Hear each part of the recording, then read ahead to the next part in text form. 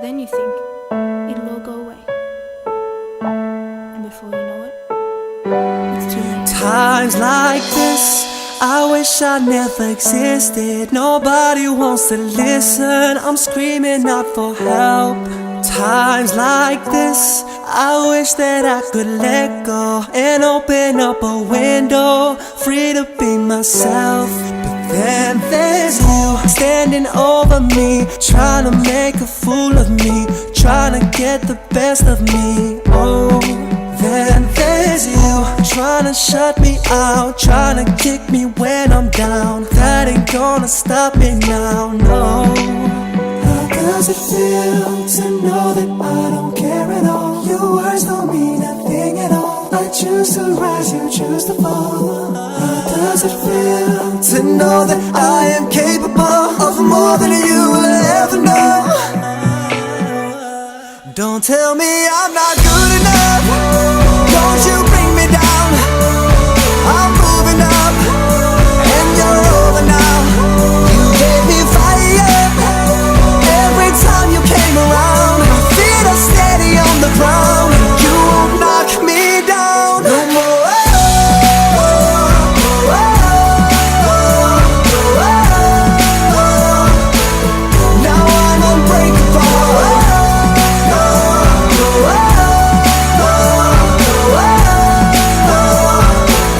Now I'm unbreakable.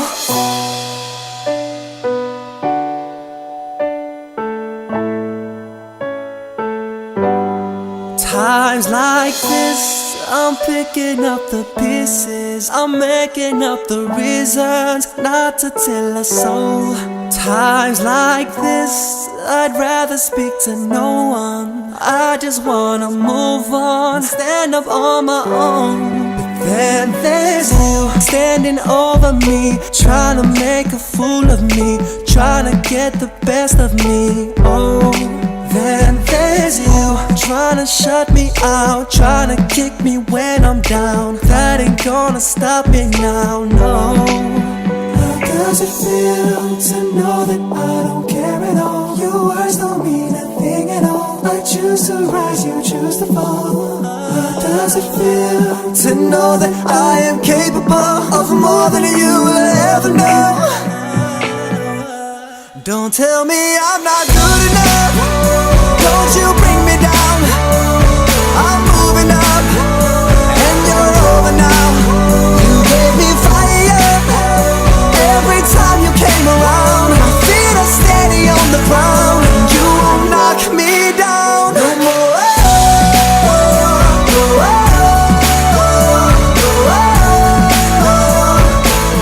Now I'm unbreakable.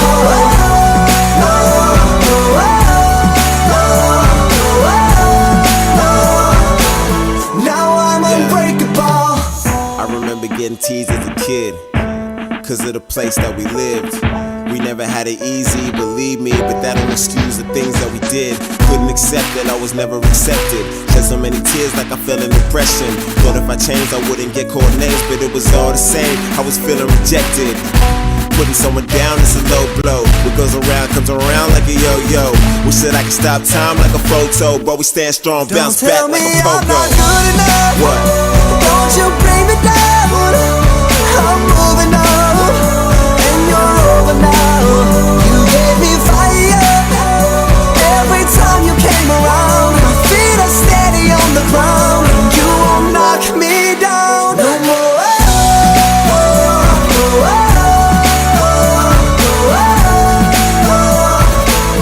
Now I'm unbreakable.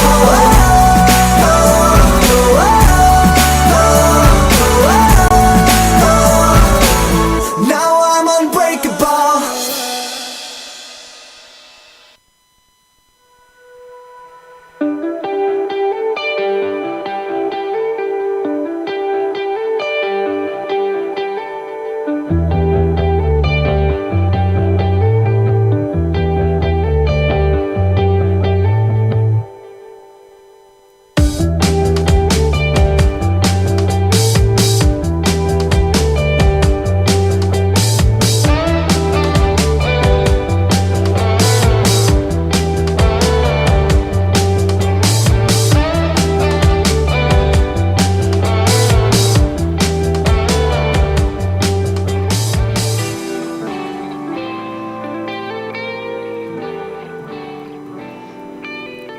Well, good evening, soul butterflies. I trust you're having a great evening this evening in DC. We are broadcasting to you live from DC. You are listening to Soma Fusion Radio with your host, Katie Kamara. It is currently thunderstorming tonight in the nation's capital, and seems to be dark and gloomy, but very, very humid. We are broadcasting to you live worldwide this fine evening on Facebook, soma-fusion.com, YouTube, and the official Global Enlightenment Radio Network.com website. For those who do not know who I am or what I do outside of this radio show, to which many have referred to me as their guardian angel and inspiration for their dreams, I am an international author, life coach practitioner specializing in interpersonal relationships, executive coaching, a multidisciplinary in psychology and alternative therapies. I'm also the founder of Soma Fusion, Mind, Body and Soul, and the Soma Fusion Academy. Today there's much to discuss on Soma Fusion Radio. I do hope that you have your pens and paper handy, and if you don't, just sit back, listen with a glass of wine or bottle of scotch. I don't care. It is COVID-19 right now. Just listen, because you can catch the archive of this show later. The official advertisers of Soma Fusion Radio is Conscious Apparel Co., and Conscious Apparel Co. has stepped in the forefront of expanding consciousness through fashion. Whether it is mantra tees, platonic solid hoodies, or conscious baby onesies, Conscious Apparel Co. prides itself in providing aesthetic apparel that performs the role of elevating consciousness and spreading love. You can find those guys at consciousapparelco.com. We also have a promo code for you. We are all one word for 20% off.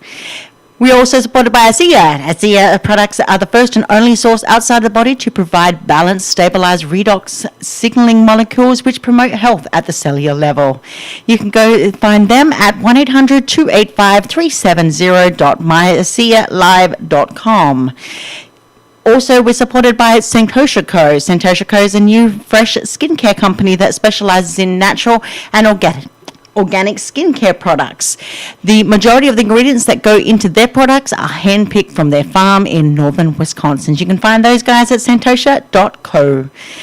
We're also supported by FNX Fitness. FNX Fitness is located in North Salt Lake, Utah. And they're committed to creating innovative supplements at the highest quality that provide focus for a productive morning, energy to thrive all day, performance supplements to reach new goals, unique sleep and recovery formulas to support any sport, and healthy supplements to support an active lifestyle for years to come. You can find those guys at fnxfit.com. And if you support me and my work, you can make a donation via PayPal at the bottom of the soma-fusion.com website or at Patreon. patreon.com/Soma Fusion. Again, I'd like to make another shout out to my dear friends at PSN Radio Network, Andrew Espino. He's in Miami, and World Pirate Radio Network. They're based in Seoul, South Korea. Again, I'm going to make a few big announcements. Again, we are a brand that is growing extremely fast. So I'm going to let you know that on the 19th of June, I will be doing a special Friday night feature guest on World Pirate Radio Network at 11 p.m. Eastern with Jeffy Ryder. Also, I will mention again this week that Soma Fusion Academy has officially opened its doors. I do encourage you all to come and join my challenges so that they can enrich and grow your mind together with the full support of other members of the Soma Fusion Academy. And be reminded that you are not alone in your journey of personal development. You are a valued, loved member of the Soma Fusion community, and that goes the same with all of you listeners out there. So just go over to the Soma Fusion website, and to get into the challenges, you just need to click on to the Soma Fusion Academy and download the app. You have access to all the daily updates, courses, exclusive daily challenges, exclusive weekly motivational messages that I have there for you. Plus, you will also access the additional coaching and therapy services that I do have. The mindfulness challenge is now in day 10. If you haven't already signed up, we are doing the 21-day mindfulness challenge. That started on the 1st of June. We are going to be starting the next 21 days on the 23rd of June. After that, we will have another challenge on the same day, on the 23rd of June starting, and that will be 30 challenges in 30 days. On the 6th of July, we will also be starting the 30-day challenge for intimacy. So if you're interested in that, go check it out. Go to my website, soma-fusion.com, and all the information will be there. Otherwise, if you need to contact me, you can contact me at somafusionacademy@gmail.com. Also, I will make it, again, another major announcement. I know I mentioned it last week. Soma Fusion will also be available on iHeartRadio. I am currently waiting for a consideration for it to be put up there to be made available for all you listeners. Now, as we know, I am a radio show host who likes to raise awareness and educate to empower others to reach individual potential, mind, body, and soul. I also have my own personal studies which I explore, and I keep telling you each week what they are. That is religion, theology, sociology, pseudoscience versus science, ontology, occult studies, ancient histories and civilizations and ancient philosophies and hidden secrets, cosmology, semiology, linguistics, anthropology, and all things psychology. And you'll discover many more. Each week, I'm going to add a few more, obviously, because of the guests that I have on. And these are new areas that I study each week in order to have the guests on. So most of this information does come naturally to me, so there's no clue what I'm going to say on any show. Because I will tell you now that most of these shows, when I have a guest on, it is completely unscripted. But one thing I will tell you too, and I'll keep reminding you, is that I love to delve into hard topics, especially those that are extremely taboo and critically controversial or extremely academic, to those who are involved in their own beliefs. I explore each of these subjects with critical, open thinking and express them without judgment and social inclusion of all. One thing I'll never do on my show is express to you to jump exclusively on my boat of values, beliefs, ideologies, but share them with you as a process of diverse learning as a unified, harmonious community. With that said, I encourage each and every one of you listeners out there who are listening to call in and join our conversation, and please be reminded of this. You do not have to believe anything I say on this show. The most important thing for you to do is to research and learn for yourself with a curious, open mind. Take away what you want from these shows, and by all means, you can contact me and ask any questions that you want, or email me. I'll be more than happy to speak with you. We will be having callers in tonight, and that call-in number will flash up on the screen. And I will just briefly mention it right now. It's 929-436-2866. And the meeting ID, 522-657-2748.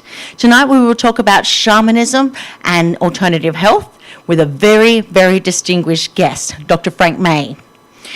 Now, over the past few decades, the term shamanism has been popularized throughout the Western world, especially in New Age circles. Today, it can be difficult to distinguish between traditional forms of shamanism and modernized, often esoteric practices that utilize the term. One could view shamanism as the universal spiritual wisdom inherent to all indigenous tribes. As all ancient spiritual practices are rooted in nature, shamanism is the method by which we as human beings can strengthen that natural connection. And it might just be the oldest spiritual practice in the world, one that is not necessarily based on faith in a particular god, but rather on animism, the belief that everything is living has a spirit. Shamanism is persisted all over the world since its inception, and ancient native cultures, including Siberian, Indian, Native American, and South American shamans. Shamanism has had to fight oppression from governments and religion worldwide that perceive it to be a manic and primitive tradition. But its mysticism and continued practice remain strong throughout disparate tribal cultures, many of which had little or no contact for centuries, despite their very similar traditions, beliefs, and rituals. So, what is shamanism? The shamanism is thought to be the key existence as long as shamanistic rituals are practiced, and we will continue to exist. Shamans are the link between our plane and the higher planes of existence. They link to the spirit world in order to heal, contact deceased ancestors, influence the weather, and uplift consciousness. A shaman is concerned with the health and well-being of the entire community, not just any one individual or privileged group. And this extends to all plants, animals, and the entire environment. Shamans traverse the spirit worlds by inducing an ecstatic state, which leads to states of trance and spiritual or sometimes physical transformations. This state is achieved through different methods depending on the traditions of the particular culture. North American shamans, like those in Native American tribes, are known to induce ecstatic state through deprivation techniques like fasting and isolation. South American and Siberian shamans are also known to use hallucinogens and intoxicants to induce the ecstatic state, including mushrooms, peyote, ayahuasca, and alcohol.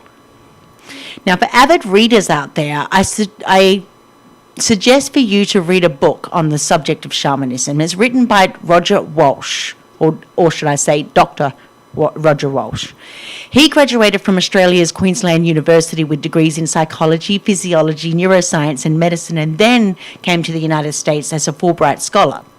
And he's now at the University of California, Irvine, where he is professor of psychiatry, philosophy, and anthropology, as well as professor in religious studies program. Roger's teachings and writings span several areas, and these include the nature of the psychological health and well-being, meditation, and contemplative practices, religion and spirituality, wisdom and other virtues, integral studies, and the psychological roots of our current global crisis. He is deeply immersed in contemplating practices as a student, researcher, and teacher. And the book I recommend for listeners is called The World of Shamanism, New Views of Ancient Tradition. Again, that was written by Dr. Roger Walsh. And you can look him up. So, in terms of the shamanistic beliefs that I have, I can be seen as neo-shamanism. It's more new age, but in fact, it's been you'll notice a lot of the stuff that I do as you become attuned to my work, especially the stuff that I write. You will notice very many similarities and diverse range of beliefs that encompass by one thing: love, unity, and transformation. One of those is the divine sacred feminine, and I'm going to talk about the matrix of creation, reality, in accordance to sacred divine feminine. Now, contrary to the belief, the divine feminine isn't limited only to females. The divine feminine is an energy that we all possess, no matter where we are on the gender spectrum or lack thereof. As our planet is cast into the horrors of environmental destruction and demise, it is clear that there is an excess of masculine energy. The divine feminine is a form of energy that all beings possess, and it's known by many names, such as Shakti, Yin, as in yin and yang, and lunar energy. It is often connected symbolically with the moon, Gaia, Mother Earth, and water, or the embodiment of the high priestess taught over many ancient wisdom teachings in many cultures. Just like the divine masculine, it is one half of the spirit of life. Both the divine feminine and the divine masculine rise mutually in most of their natural states, work together effortlessly and harmoniously. When the masculine and feminine are out of balance, the natural result is chaos. So why is the masculine energy destroying the planet? To answer this question, let's briefly wind back the time. As an active force, the divine masculine is responsible for progress and evolution. Unlike feminine energy, it gets shit done in an effective and orderly manner. As the nature of life is growth and change, we need that force, and we have needed it since the dawn of time. But the shadow side of the divine masculine is its preoccupation with power. When masculine energy becomes corrupt, it results in the toxic patriarchal society we see today, And that is based on a foundational philosophy of get, reject, use, and dominate. The consequence is a world full of racial, sexual, and religious intolerance, gender inequality, unrestrained materialism resulting in large-scale environmental decimation, raping and pillaging of the earth, resulting in climate change that leads to huge natural disasters and social collapse. You name it. A quote by Hildegard von Bingen, should say. She is so bright, glorious that you cannot look her in the face, or her garments for the splendor with which she shines. For she is terrible with the terror of the avenging lightning, and gentle with the goodness of the bright sun. And both her terror and her gentleness are incomprehensible to you humans. But she is with everyone and in everyone, and so beautiful is her secret that no person can know the sweetness with which she sustains people and spares them in inscrutable mercy. Another quote by Lucy H. Pierce from the book The Burning Woman. The deep feminine is the mystery of consciousness. She who is life is longing for our transformation as much as we are. She holds back, allowing us free rein to choose, nudging us occasionally with synchronicities, illness, births, and deaths. But when we make space for her, she rushes into all the gaps, engulfing us with her desire for life and expression. This is what she longs for. This is what we are for, experiencing through feminine, through ourselves. We simply need to slow down and find where to put our conscious intention. But let's take a deeper look into the divine feminine. You need to read between the lines in order to understand the key principles of the divine feminine wisdom. The feminine is the matrix of creation. The truth is something profound and elemental, and every awakened woman knows it in the cells of their body, in her instinctual depths. Out of the substance of her very being, life comes forth, and she can conceive and give birth, participate in the greatest mystery of the being of bringing a soul into life. And yet we've forgotten or been denied the depths of this mystery, of how the divine light of the soul creates a body in the womb of a woman, and how the mother shares in this wonder, giving her own blood, her own body, to what will be born. Our culture's focuses on a disembodied, transcendent God has left woman bereft, denying them in the sacredness of this simple mystery of divine love. But what we do not realize is this patriarchal denial affects not only every woman, but also life itself. When we deny the divine mystery of the feminine, we also deny something fundamental to life. We separate life from its sacred core, from the matrix that nourishes all creation. We cut our world off from the source that alone can heal, nourish, and transform it. The same sacred source that gave birth to each of us is needed to give meaning to our life, to nourish it with what is real, and to reveal to us the mystery, the divine purpose to being alive. Because humanity has its central function in the whole of creation, what we deny to ourselves, we deny to all life. In denying the feminine her sacred power and purpose, we have impoverished lifestyles in ways that we do not understand. We have denied life its sacred source of meaning and divine purpose, which is understood by many ancient priestesses. We may think that their fertility rites and other ceremonies belonged only to the need for procreation or for a successful harvest. In our contemporary culture, we cannot understand the deeper mystery was enacted, one that consciously connected life to its source in the inner worlds, a source that held the wholeness of life as an embodiment of the divine, allowing the wonder of the divine to be present in every moment. But the days of the priestesses and their temples and their ceremonies are well and truly over. And because the wisdom of the feminine was not written down but transmitted orally, this sacred knowledge is lost. We cannot reclaim the past, but we can witness the world without her presence, a world which we exploit for greed and power, which we rape and pollute without real concern. And then we can begin our work of welcoming her back, of reconnecting with the divine. That is the core of creation, and learning once again how to work with the sacred principles of life. Without the intercession of divine feminine, we will remain in a physical and spiritual wasteland that we've created, passing on to our children a diseased and desecrated world. The choice is simple. We can remember the wholeness that is within us, the wholeness that unites spirit and matter, or we can continue walking down this road that has abandoned the divine feminine, that's cut women off from their sacred power and knowledge.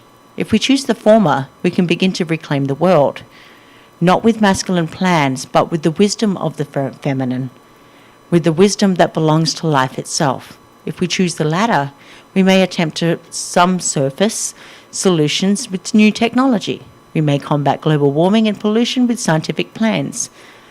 But still, there would be no change, no real change. A world that is not connected to its soul cannot heal. Without the participation of the divine feminine, nothing new can be born.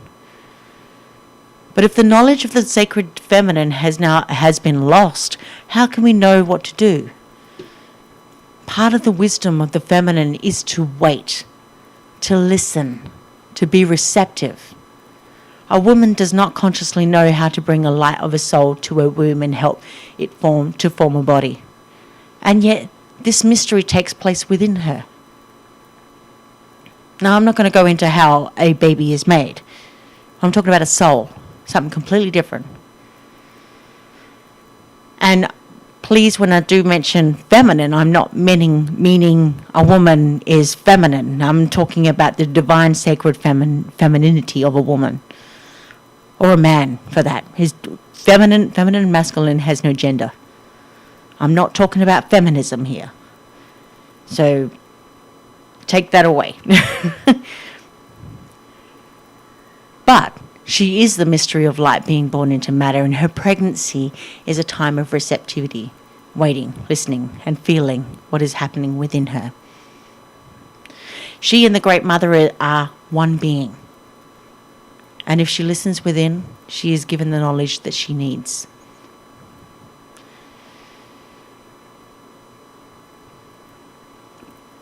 But how can we listen to what we do not know? How can we reclaim what we have lost so long ago?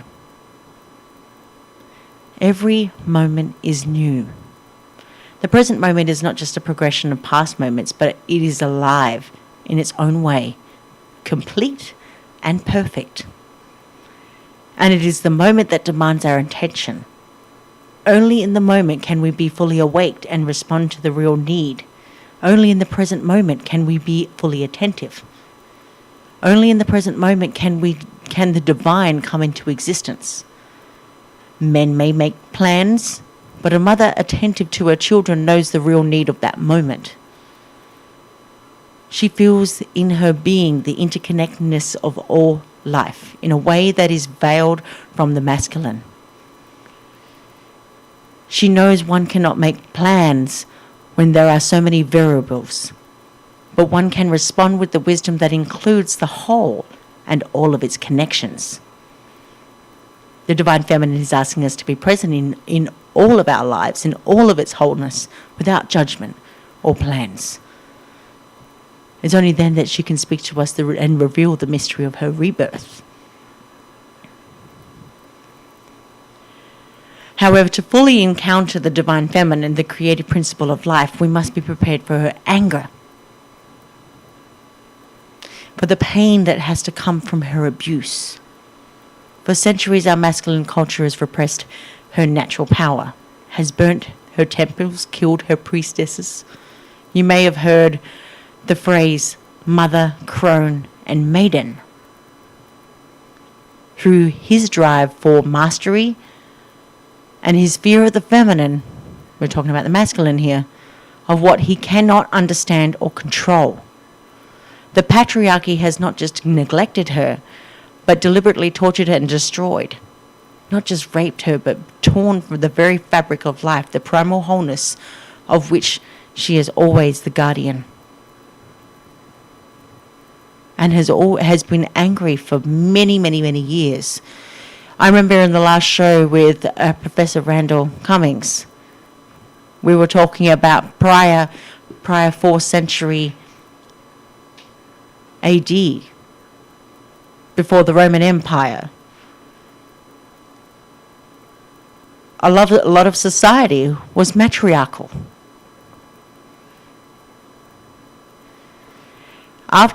Sometime after 4th century, we changed into a patriarchal society. And here we see power and greed. To welcome the feminine is to acknowledge and accept her pain, her anger, and the part that we have played in the desecration. Women too have often concluded with the masculine, denying their own power and magic, and natural magic, I should say, instead of accepted masculine values and ways of thinking.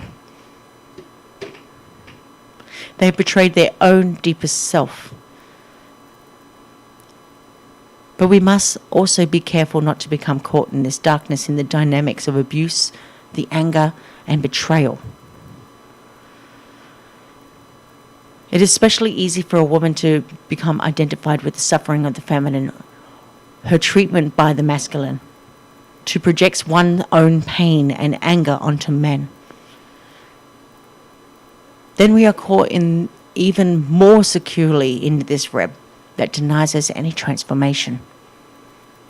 If we deny the pain of the feminine, we easily become agent for her anger, rather than going deeper into the mystery of suffering, into the light that is always hidden in the darkness. Real transformation, like any birth, needs the darkness just as much as we need the light. Know that the feminine has been abused, just as the planet continues to be polluted. But the woman who has experienced the pain of childbirth, who knows the blood that belongs to birth, is always initiated in the darkness. She knows that the cycles of creation in ways that are hidden to the masculine. She needs to give herself and her knowing to this present cycle of death and rebirth, and in so honor the pain that she has suffered, letting it all in. I've always said, in order to heal or properly transform, embrace the darkness in order to see the light. Like I said, you have to read in between the lines of what I'm saying right now.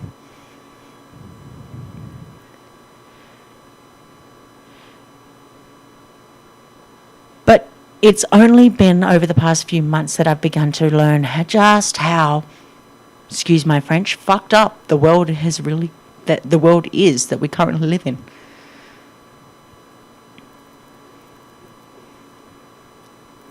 And I will say that the feminine can give us the understanding of how diverse parts of life relate together, the patterns of relationship, interconnectedness.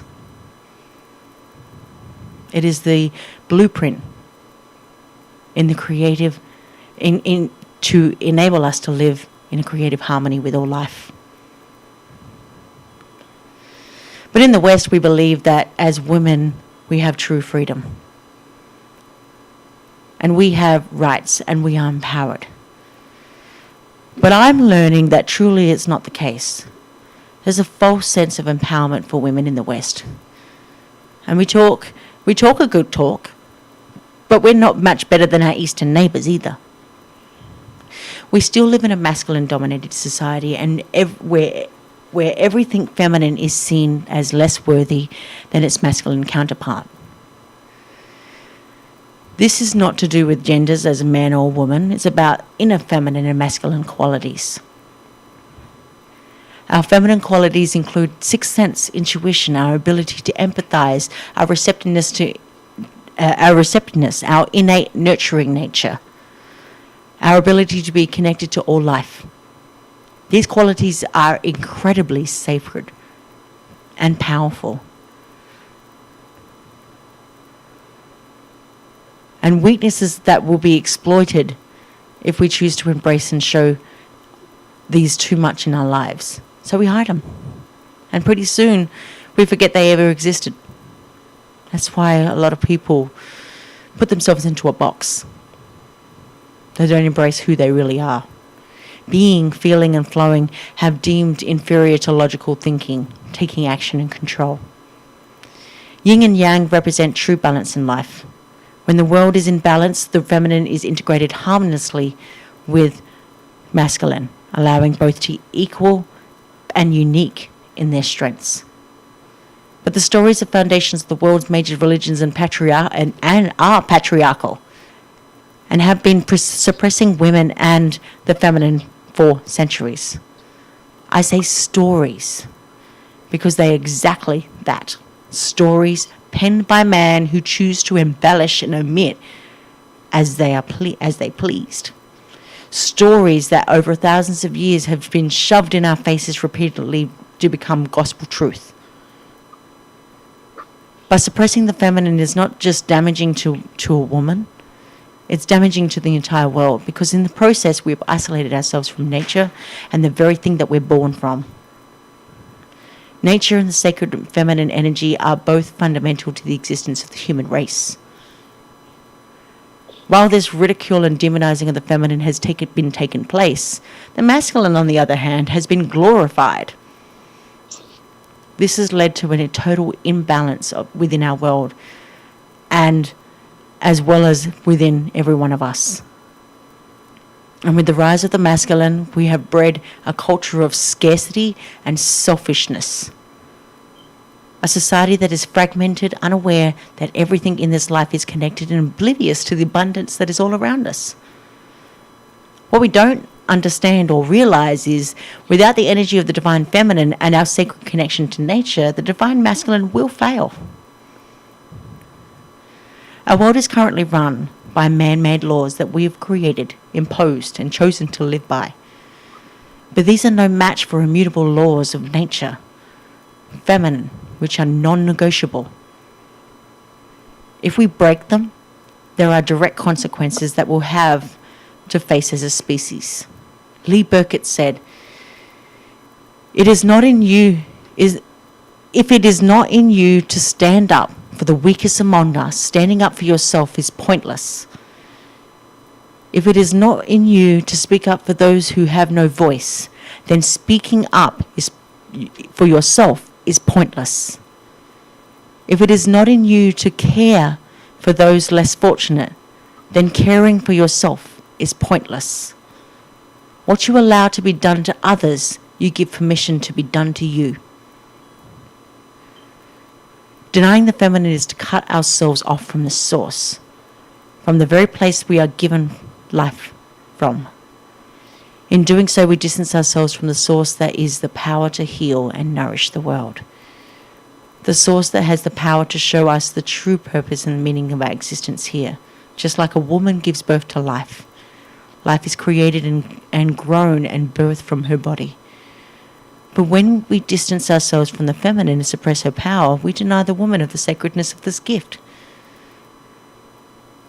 So what does it mean to reclaim the feminine? It means to recognize that everything is connected, one part of a whole. It means to recognize that everything that we say, think, or do has a consequence. It means to honor the whispers we hear in our hearts and listen to them, even when logic tells us not to. It means to be fully present in every moment. Nicole Schwab, in her book, The Heart of the Labyrinth, says, reclaiming the feminine is about reclaiming our intuition, the voice that speaks in the dark. A reconnecting with one who reveals herself in the moonlight in the whispers of dead leaves crackling under our feet. She's the impermanent one shining in the stars of the newborn child and creases of the old man's hands. She is the force of change, a powerful beyond measure. Forever untamed, we must accept her in her fullness of her glory, fierce and gentle, soft and wild. Only thus will we be bestowed of the grace of her presence, and to do that, we must start by remembering what we were also made of, flesh and bone, that we have the capacity to know by the feeling, to know that this amazing body of ours.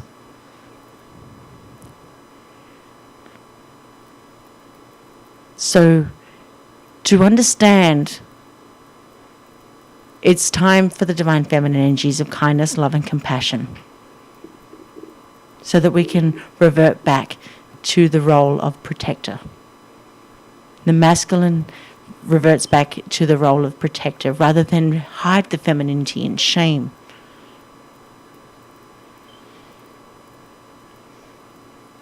And that includes men. Men do have the divine feminine in them. But it's time to speak our truths and gently point out to people where their behaviour towards others is inappropriate, and to monitor our own beliefs, our own behaviour, and change ourselves too if needed. Time to learn how to look after ourselves better so that we can look after others, to disconnect from the drama and the hate, to accept people where they are on in their journeys, and to accept ourselves too. Time to understand that there is a reason for everything, and that we may never know what it is, and to be okay with that, and to be okay with who we are.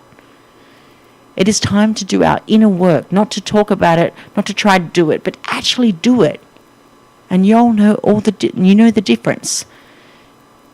It's time to become the best that we can, to research things before we judge them, to become active in our communities, and to reduce the waste that we leave behind, to stop feeding illness and disease, but instead to create vibrant health.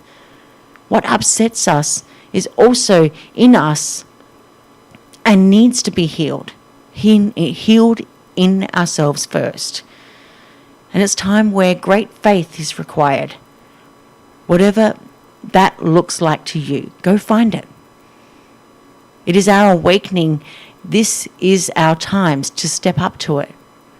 We come together now as a collective because we can do it. And we can do this as long as we talk about it. Ask for help when needed, because we're not alone in this. It all starts with you. And with that said, we're going to hit a break. You are listening to Soma Fusion Radio with your host, Katie Kamara, on the Global Enlightenment Radio Network. For more information, please look me up on social media or go to my website, soma-fusion.com or somafusionmedia.com. And don't forget to like, subscribe, share out this show, and let the whole world know what we're learning each week. Invite them to listen to us. And when we come back, we'll have our guest and my beautiful friend, mentor himself, Dr. Frank Maye, where we'll be talking all things regarding shamanism and alternative health, and lots of other intriguing things too.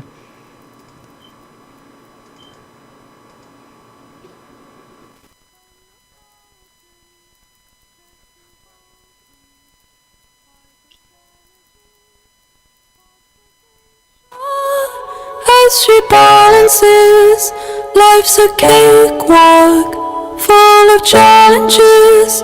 Go to Russia, see the red square, Lenin's body lying dead there. From Kyoto, Hiroshima, watch the black cloud crawling nearer. There were riots in America just when things were getting better. All the things I've done and seen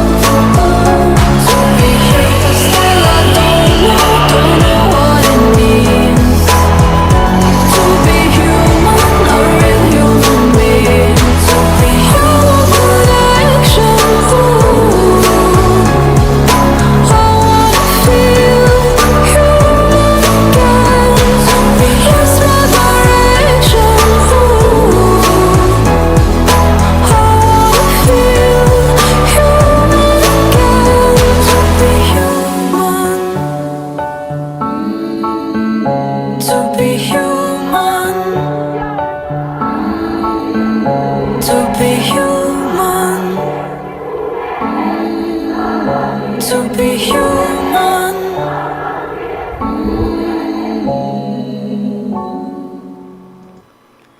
And welcome back. You are listening to Soma Fusion Radio with your host, Katie Kamara.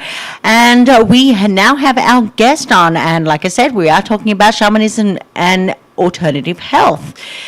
I would like to welcome on Dr. Frank Maye. Now, there is an Irish blessing that says 100,000 welcomes should come to you today. The expression encapsulates the spirit of the tough Irish Jew who grew up in the projects in South Bronx and ultimately transitioned from career cop lieutenant in the Miami Police Department to counselor to Dr. Frank Maye.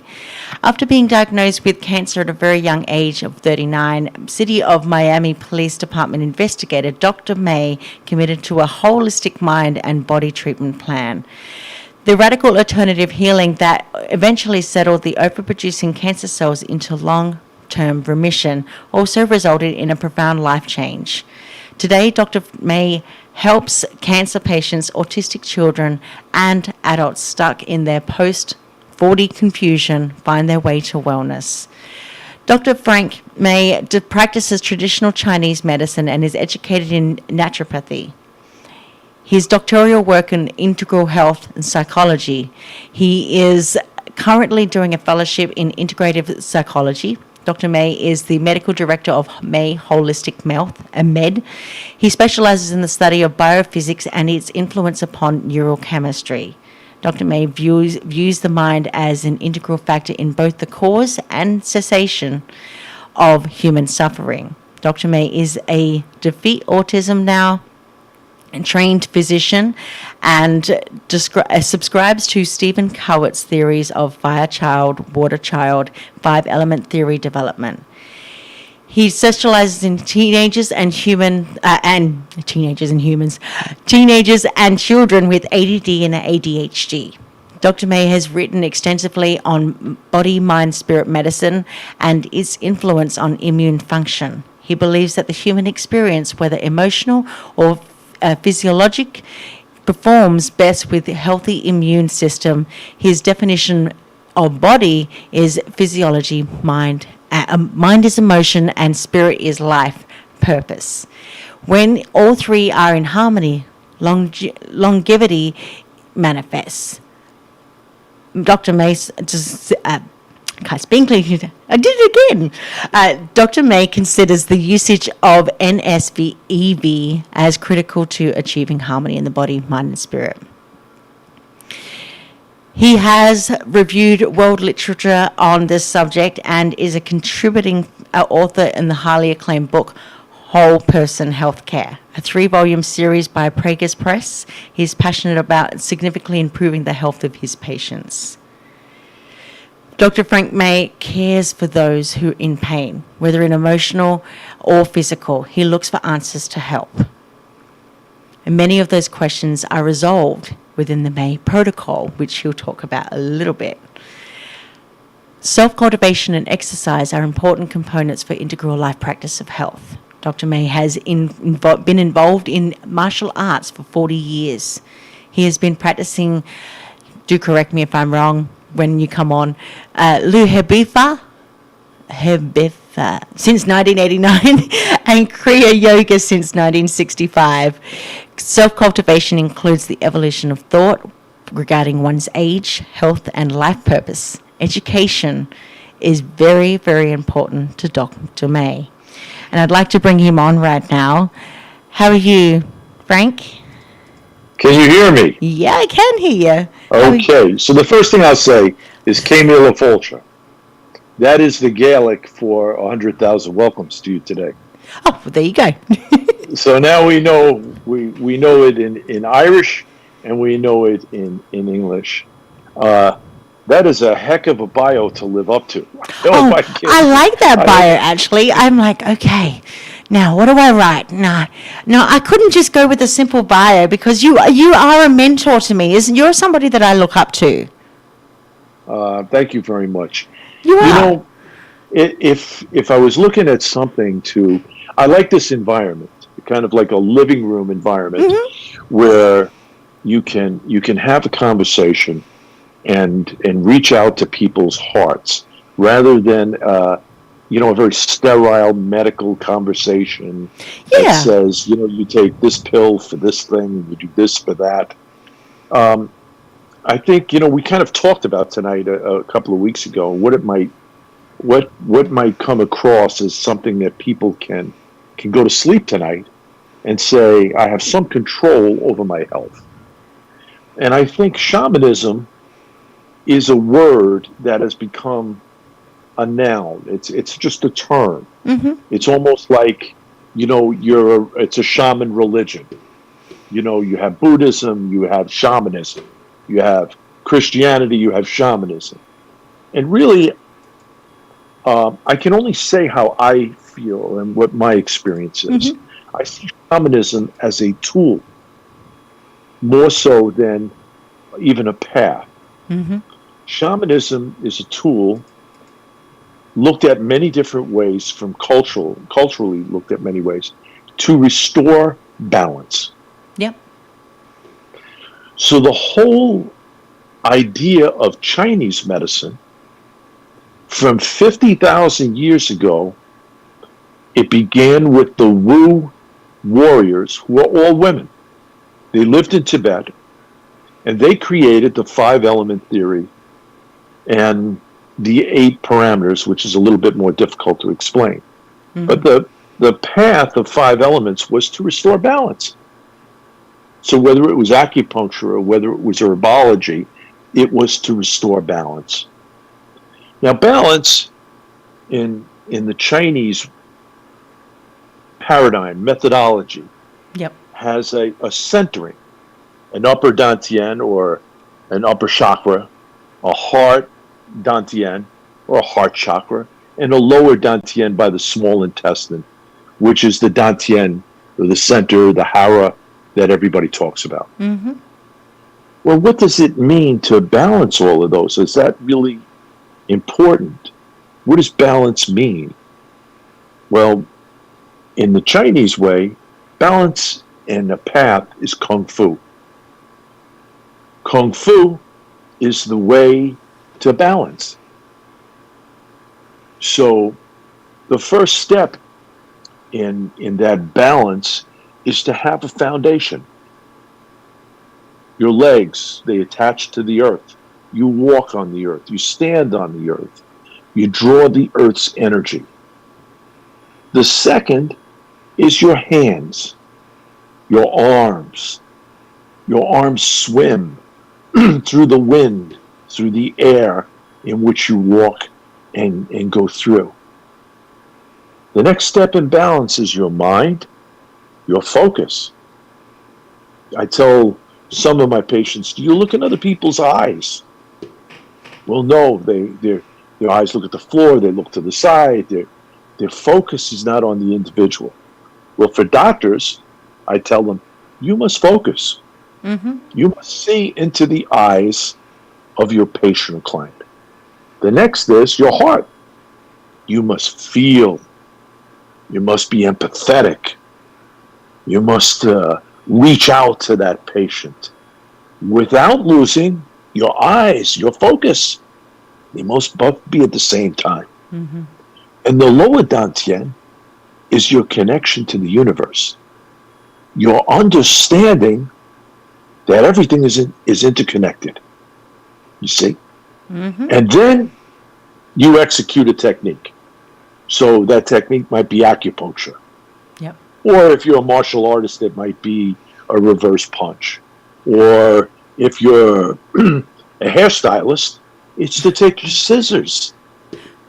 You see? So Kung Fu is not fighting.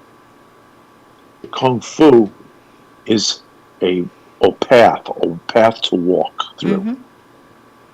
It's a shamanistic tool to reach balance in oneself and then adjust the client or patient into their balance.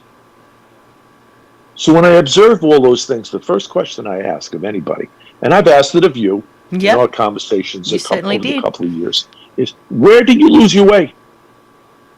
Some patients look at me, and it's not a question doctors ask. What do you mean, doc? Where did I lose my way? Well, you're perhaps posing a question. Well, if you hadn't lost your way, you wouldn't be seeing me. You'd be Exactly. seeing the doctor down the street. You see? So you lost your way somewhere.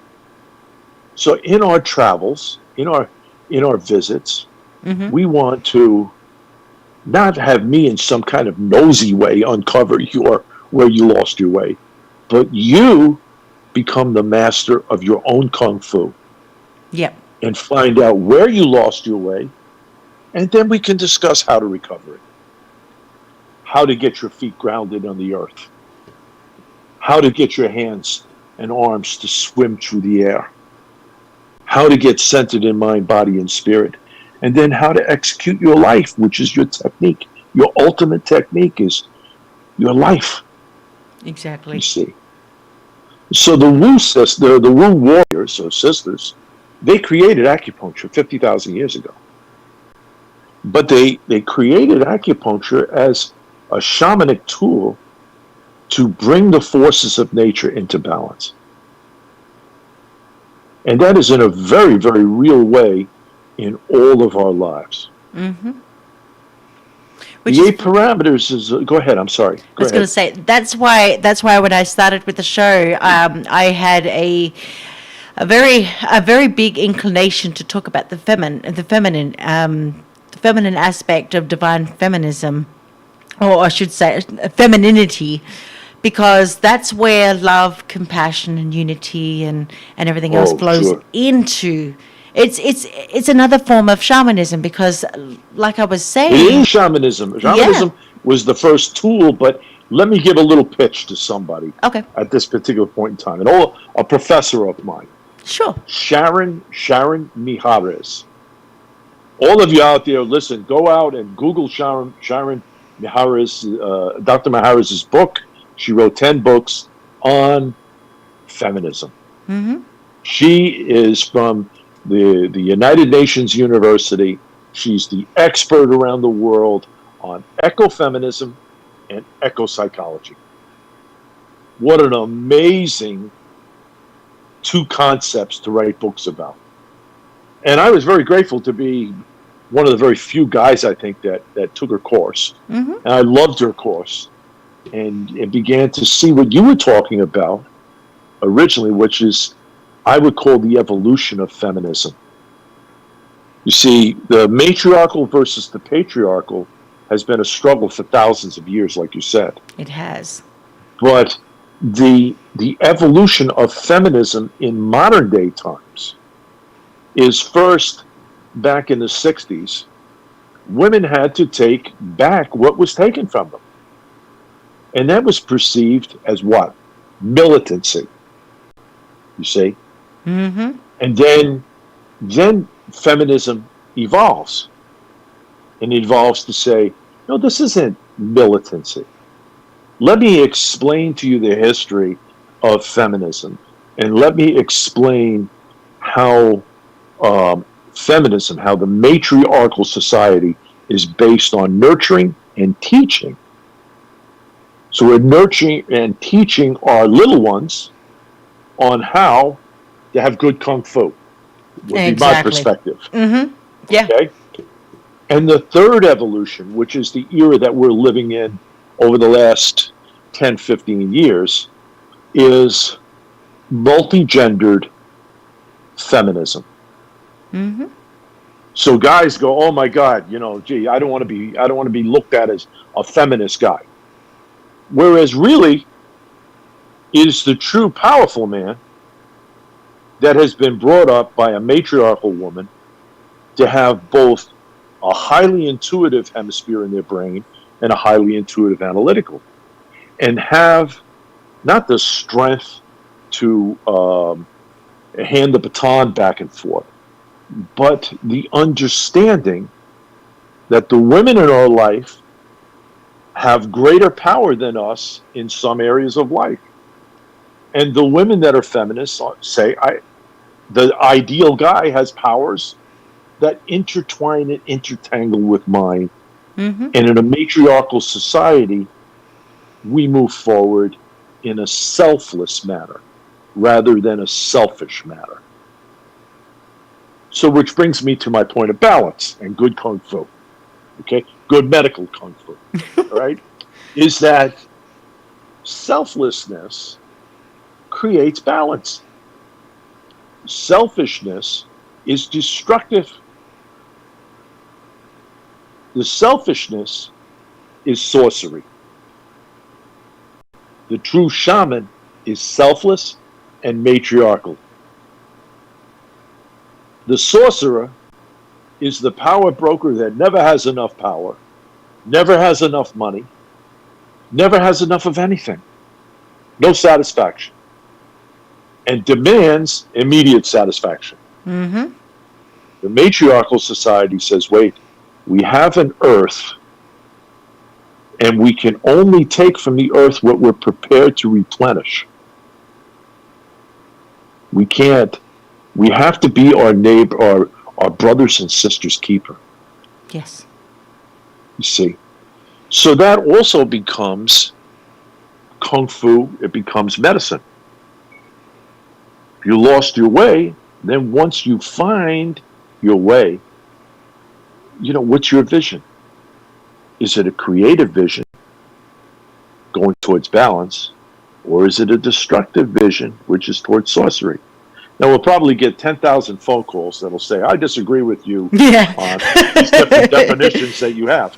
And my answer to that would be, if you're looking to evolve and you can try to find some system, that's what most of us do. Well, I'll go to Catholicism and I'll go to the Archbishop and I'll go to a church that sings very nice, and eventually I'll make a pilgrimage to Rome.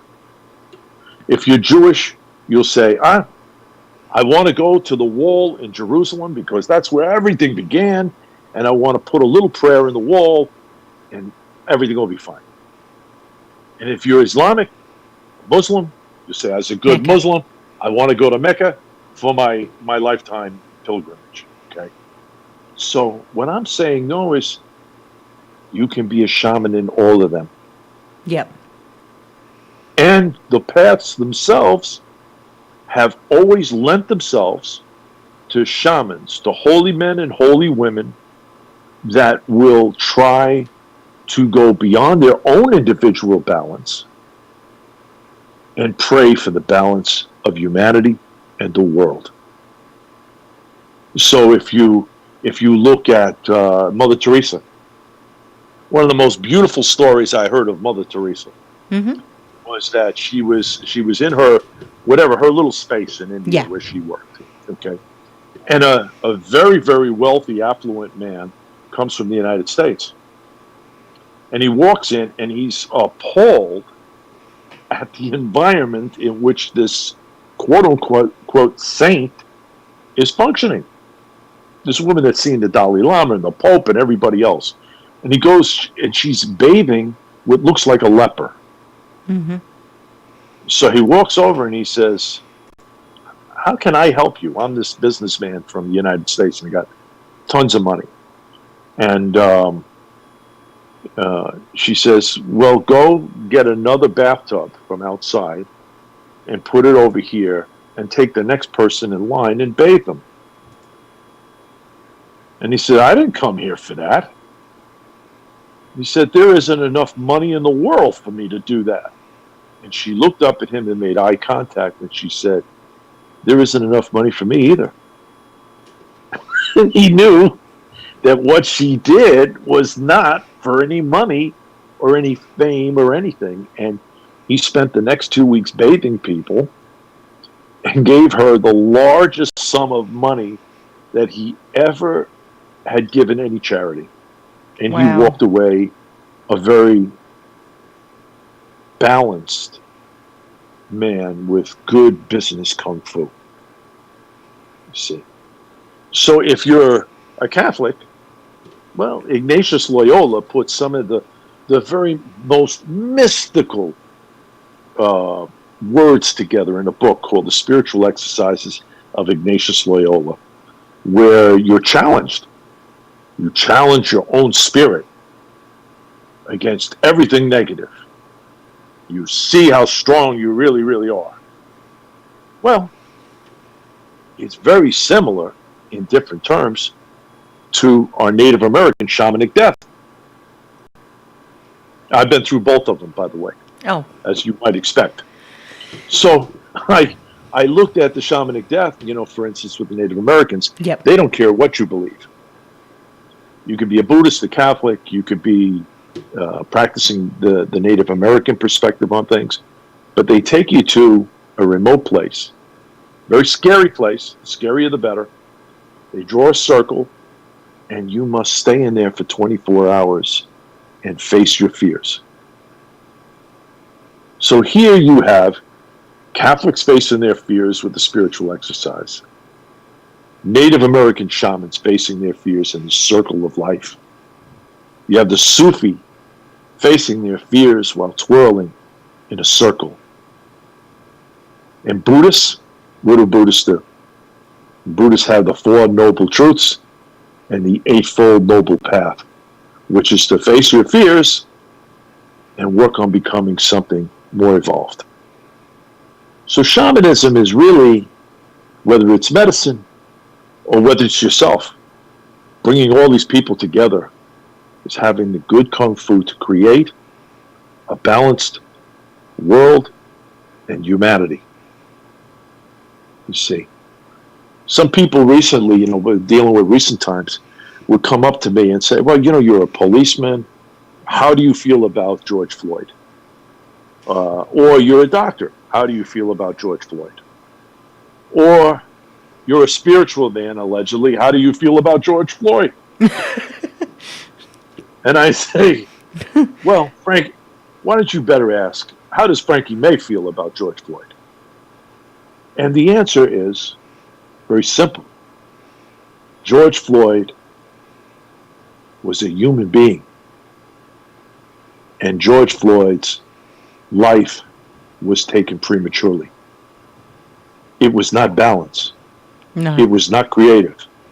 It was a destructive energy. It was a destructive energy that was broadcast on television. And therefore, the creative energy to balance that is protest. Yep. So it's not, and then I had something that I got tons of people saying, I agree, I don't agree, blah, blah, blah. Yeah. And I said, they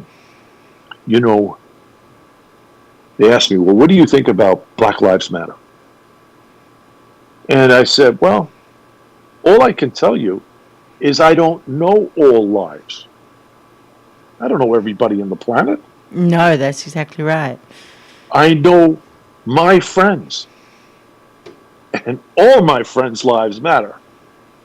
Now, having said that, the friends of mine who happen to be black, if they are insecure about their life mattering, or they're scared for their children's lives mattering, then I am going on record that I care and I feel and I empathize for their lives mattering, because their life means so much to me and their life is precious to me, and I want them to know that they can depend upon me. I don't like the word anybody's lives matter, because it's too conceptual. Yeah. It doesn't say my friend so-and-so, so-and-so. I won't use names because then they'll be Obviously, embarrassed. Yeah. And they'll say, oh, we heard your name on a TV show.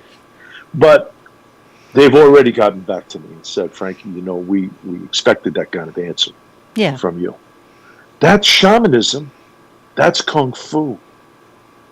That's alternative medicine. It's where have we lost our way? When did we begin to think that we could enslave people 400 years ago and not have consequence? When could we begin to think that we could kill 30 million Native Americans, 6 million Jews, and there not be a consequence from Mother Earth? What must we do? How must we change society so that never happens again? Well, it's going to take a lot of good kung fu. Exactly. It's going to take a lot of shamanism. It's going to take a lot of healing. You see, in our house here, our house is very humble. So all you people out there thinking that I live in some kind of mansion, I hate to disappoint you. But one thing that myself and Laura's my wife, she's my best friend. One thing that we have together, we've always agreed upon, is our property, however big or small, is a sanctuary. Exactly. It's a sanctuary for all life. You cross the fence, you live. I don't know what my neighbor's going to do, but you get on my side of the fence, Laura's side of the fence, you have an ally. Your life, your sentient life matters. That's it. Your sentient life matters. You see, the spark that makes me and the spark that makes Laura becomes the spark that changes and makes another creation. You see, and that is another area of balance.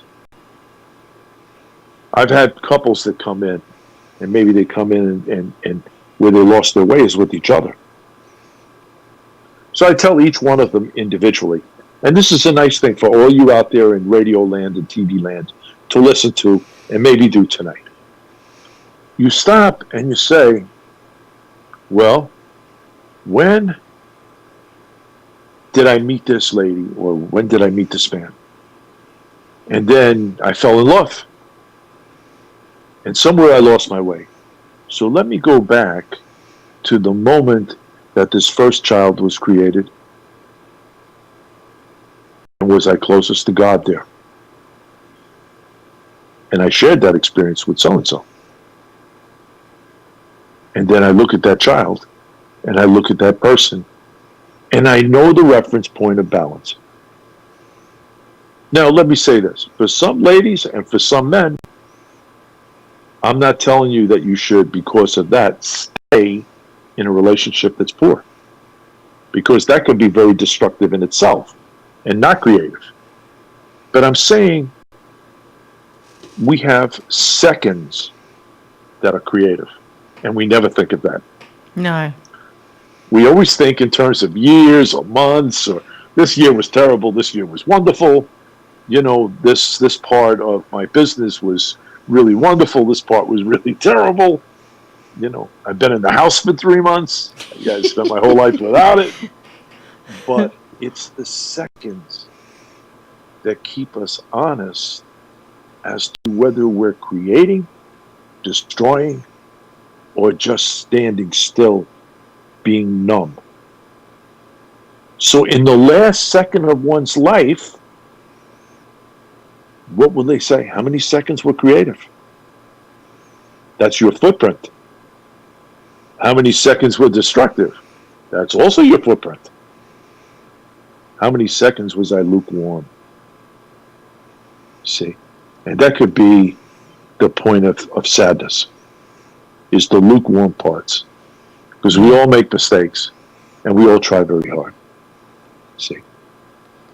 So the majority of the time, though, we don't hold accountability to those mistakes, which is why we're so persistent on either one, living in the past, or looking into the future and forgetting about where we are right now and being human in the moment. Very true. Well, you see, I had it easier than you do. You grew up in a world, and people, your children, grow up in even a difficult world, because you have radio, you have television, you have toys and phones, and everybody's got a cell phone. And does it fold? Does it flop? Does it stand straight? Can I get on the internet with it? You know, can I go out to this dance, Dad? Can I go to, drive a car? When can I get a car? And that car, will it be an Audi or just a piece of junk? You see? So in my day, things were very simple. And I learned from my grandmother. We never thought of fun. Ever.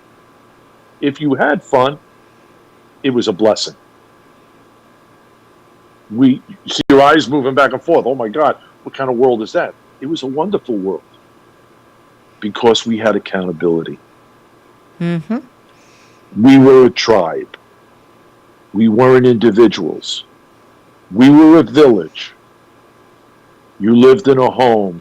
You had to partake in maintaining the home, in maintaining the family, in maintaining the tribe. You see, no distractions. Now everything is a distraction. You try to tell a child, listen, on Saturday, hour by hour, this is what you're going to do for the family. They're ready to run away. How abusive. See? So we raise our world, and our world full of distractions, to not be in balance. And then we wonder why our world is what it appears to be to us. When's the last time you turned on any one of the channels, MSNBC, CNN, or Fox, and the person got up and said, what a wonderful day today is. Let me tell you all the wonderful things that's happening around the world and in your community. So-and-so down the street bought the dog that they always wanted to have, and the dog is cute, and the dog is wonderful. No. They would say, breaking news. Your neighbor bought a dog, and it bit everybody on the block. You see? So you wake up and you go, I expect the world not to be in balance. Yes, but the world is so scripted. It's hard to decipher whether they're actually just talking because they have a great story to tell, whether good or bad, or whether they're actually delighted to even speak and voice any concern or any happiness that with intent. Well, that's why we have surrendered ourselves to the television. I'll tell you what's happened in my house in 3 months. Okay, now I'm semi-retired these days, and in the back of our modest place, we have a canal. Mm-hmm. Myself and Laura love to go out once a day, and we go and we look at the fish. Okay. You see, they go in the canal, and they swim by, and some are goldfish. You see, and we really love that. We watch the birds fly back and forth. Well, there were no planes for 3 months. This is in Miami. They had to cut all the buses out. People were not driving cars. Everybody was in their house. There was no noise pollution. The air pollution was gone.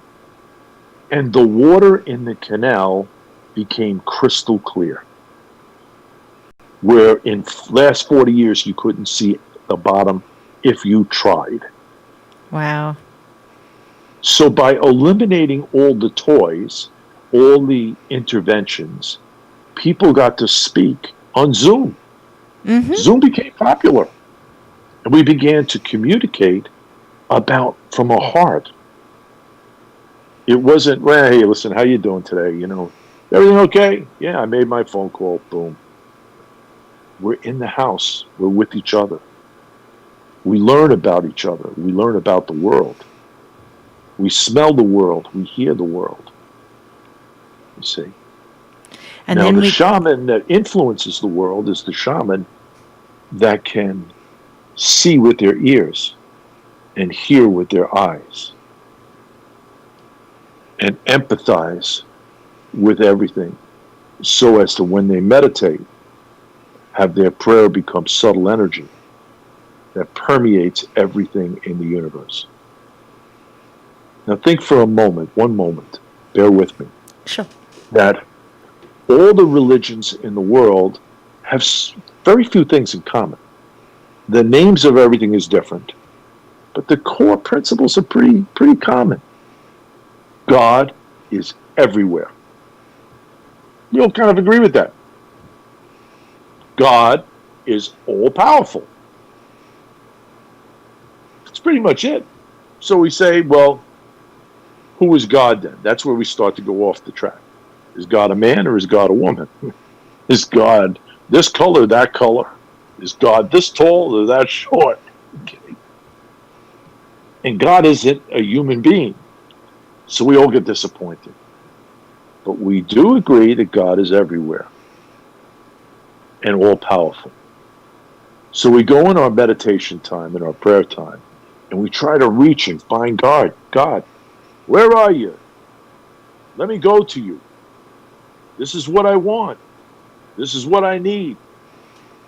See? I don't want God, I want a magician. See? See? I don't want somebody all powerful. I want a magician. When all you have to do is absorb what is everywhere. The life force of life itself. So meditation is not projecting. Meditation is absorbing. So when the sages say go within, they mean absorb. Take everything from outside and bring it in. And how do you do that? But with a breath. So when they say in all the sacred scriptures of all the different religions, and God breathed life into a person, it means that they absorbed what is everywhere. But it's what you do. It's what you do after the absorption process. Then you need to transmute that. Well, that's called morality. Well, and morality is very, very simple as well too. You either desire to keep things in balance, and if it's all powerful and almighty and everywhere, why do you need to change it? Okay? Exactly.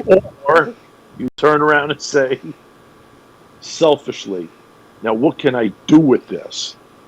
How can I change this? How can I manipulate things with this power that I've absorbed? You know, there was once a very famous intelligence officer that was a scientist. I won't say what his name is. But he had a very, very interesting saying. He said, if you could invent a drop of water, the government people would come by and say, can you drown somebody in that drop? If the answer is yes, you get funding. If the answer is no, you don't. So every 3 months, you could heal the world with that drop of water. But you got to write a little paragraph that said, I tried to hurt somebody by drowning them in that one little drop. And then your financing continues. Well, that's the product, back to the beginning of what you were discussing, of a patriarchal society that is based upon absorbing God, absorbing creativity, absorbing Wankantanka, absorbing the Tao, and saying, what do I do with it now? The answer is you don't do anything. Matter of fact, if you want to help somebody, meditate and bring them into that space as well. But the patriarchal nature of things is to hunt. To hunt, whether it's necessary or not, to change, to manipulate. And that's where we've lost our way as a species. So the answer, I think, is only that, you and your universe, your dantians are the center of your universe. My dantians are the center of my universe, is to absorb and create, absorb and maintain balance. Yeah. And maybe with a little bit of luck, that example becomes contagious. So I think for doctors, I hate to tell them this because they get all worked up about it. I say, you're going to give this pill, or you're going to stick this needle in somebody, and you want to be a magician, whereas really you're the placebo. Mm-hmm. So deliver that injection, deliver that advice with balance. Be a doctor with good kung fu. See, if the party line, the protocol is that everybody gets 32 vaccinations, then you must ask yourself, is that many vaccinations creating or destroying balance? Now, if you turn around and you say, well, I don't want any vaccinations, is that creating or destroying balance? So you must take what you learned, take what other people have taught you in 12 years, and use it with morality. So that's the answer, maybe a little bit to your question of, when you absorb, how do you use it? You use with the best morality that you can muster. And I would say we call that wisdom. So when Solomon was asked, what if you could get anything in the world that you wanted, what would it would be? And he used the word discernment. I want discernment. I want to know when to act. I want to be wise. You see, I want to know how to use what I've absorbed. Well, that was a good advice. Whether he followed it all the time or not is immaterial. It was good advice. Because all of us fail. Exactly. It's just a question of seconds. Somebody comes along and tells you about seconds, and then all of a sudden you go, I'm going to give that a try. Somebody comes along and says, go on the internet, go to YouTube and look at the Eightfold Path. It's a great guidepost for the Golden Rule. You see. If you look at the Native American way of looking at things, what does it mean to be tribal? Well, Native Americans are a matriarchal people. They're people that are earth people. The Irish are matriarchal people, they're earth people. The Jewish people are matriarchal people, they're earth people. Is that by accident?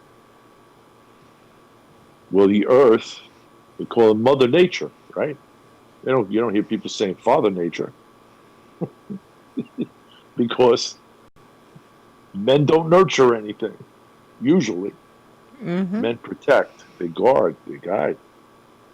In the Irish culture and the Native American culture, the women decided, whether something was significant enough to go to war, because they brought souls into the world, and only they could decide whether something was quote unquote righteous enough to apply a more aggressive way of returning things to balance. And having seen plenty of violence in the first half of my life, I really, really question the use of violence. You have to really go and convince me. Yeah. See. And that's why right now the world is just chaotic. It's just thrown in utter chaos. I don't even understand half of the stuff that's going on right now, but it seems to be that the walls of the quote unquote patriarchal society is breaking down right in front of us. Well, we had to go home and shelter inside to have the time to think about those things. You see, for instance, like, most of us, we went inside in quarantine. First, we were worried about the virus. Then we were worried about money and food and all the things that go along with the life that we're prepared to live, we're conditioned to live for. And then all of a sudden we say, well, I'm going to cook. I'm not going to order in. I can't afford to order in. And then all of a sudden we begin to see that when we like to share and like to cook, we feed our families our essence along with the food, rather than somebody else coming along with a little bag and says, hey, I gave you my energy and my food, now go and eat it. So then we also had to cooperate to keep the house clean, to have some type of job other than just sit on our backside all day and look out the window, waiting for things to change. We had to readjust our lifestyle, readjust our business. So all of a sudden, many of us in business are doing exactly what you and me and everybody on Zoom tonight is doing. Exactly. And those other people that are out there too, they're probably sitting there doing exactly what we just said, and figuring, and for the first time ever in their utter life, they have finally realized, sat down next to their wives, their children, get to know them more, only to figure out, I'm not talking about everybody here, but only to figure out that they'd rather be at work than be at home. And that's sad. And that is a really, really sad predicament to be in, because I mean, I do feel for all those people out there that are by themselves, who are widowed, who are single. It doesn't matter whether it's by choice or not. But the thing is that, when we're in such an environment where the interconnectedness is so heavily relied upon right now, and given with the chaotic circumstances that is happening, I mean, I'm living in Washington, D.C. It's horrible here. Really is. It's horrible. I'm lucky that I live, the area that I live in is extremely, very community orientated. Yes, you're fortunate. That is it is the greatest thing. I mean, I moved into this area back in March, and I have had nothing but a community outpouring. Everybody here is, everybody here is so welcoming. It is, you remember back in the old days when you'd be able to go up to your neighbor's fence, or your neighbor to, knock on the door for a cup of sugar or something like that. Only now we're living in modern times. It's grab a wine bottle and go out into somebody else's front yard and have a wine. Well, you know what I did when the COVID virus put us all inside.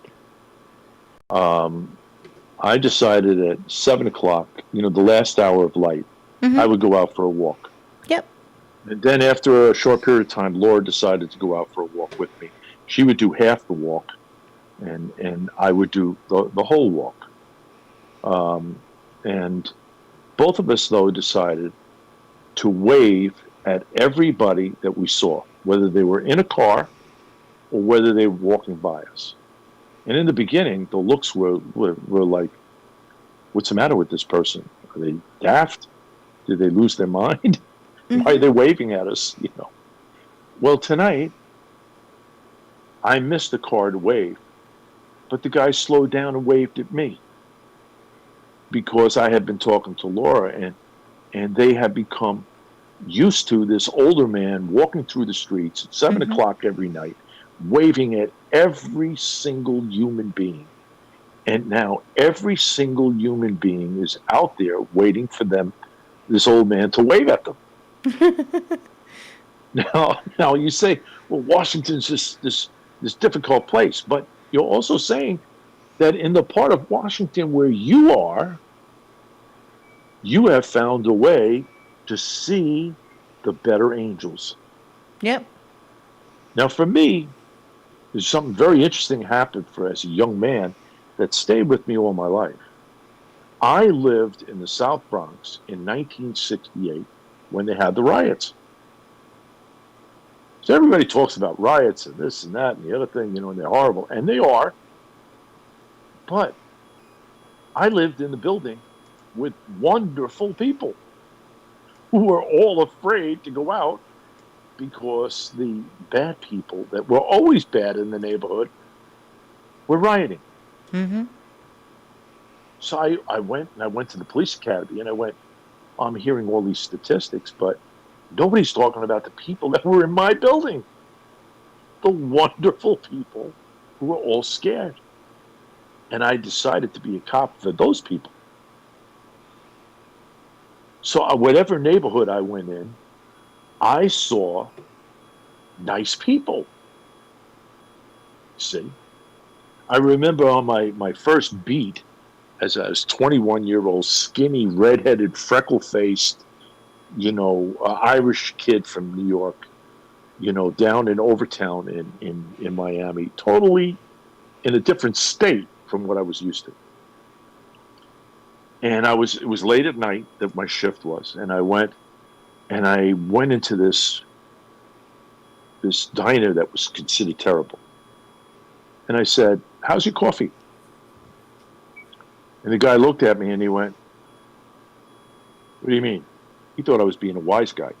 There's a white cop walking into, an African-American diner and asking how the coffee is, So he says, "It's all right. It's okay." And I saw some cornbread, on the shelf. Mm-hmm. And I said, "How's the cornbread?" He goes, "Now I know you're being a jerk. You're coming in here and you're trying to get me angry." And I said, "No, I'm not. I really like cornbread. I'm Irish. I like Irish soda bread. I know you don't have that, but I like cornbread. I want to know if it's dry or moist. If it's dry, I don't want it. So if you have great coffee and you have the soft, good, you make it with an egg or whatever, cornbread, I like that." And he said, "I have great cornbread."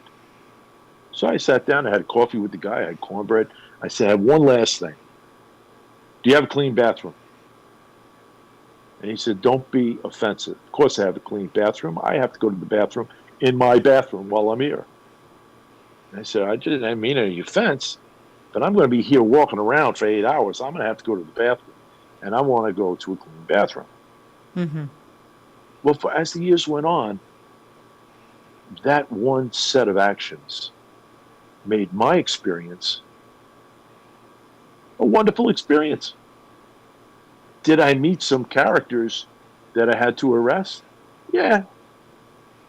But I basically had the respect of the community. Yeah.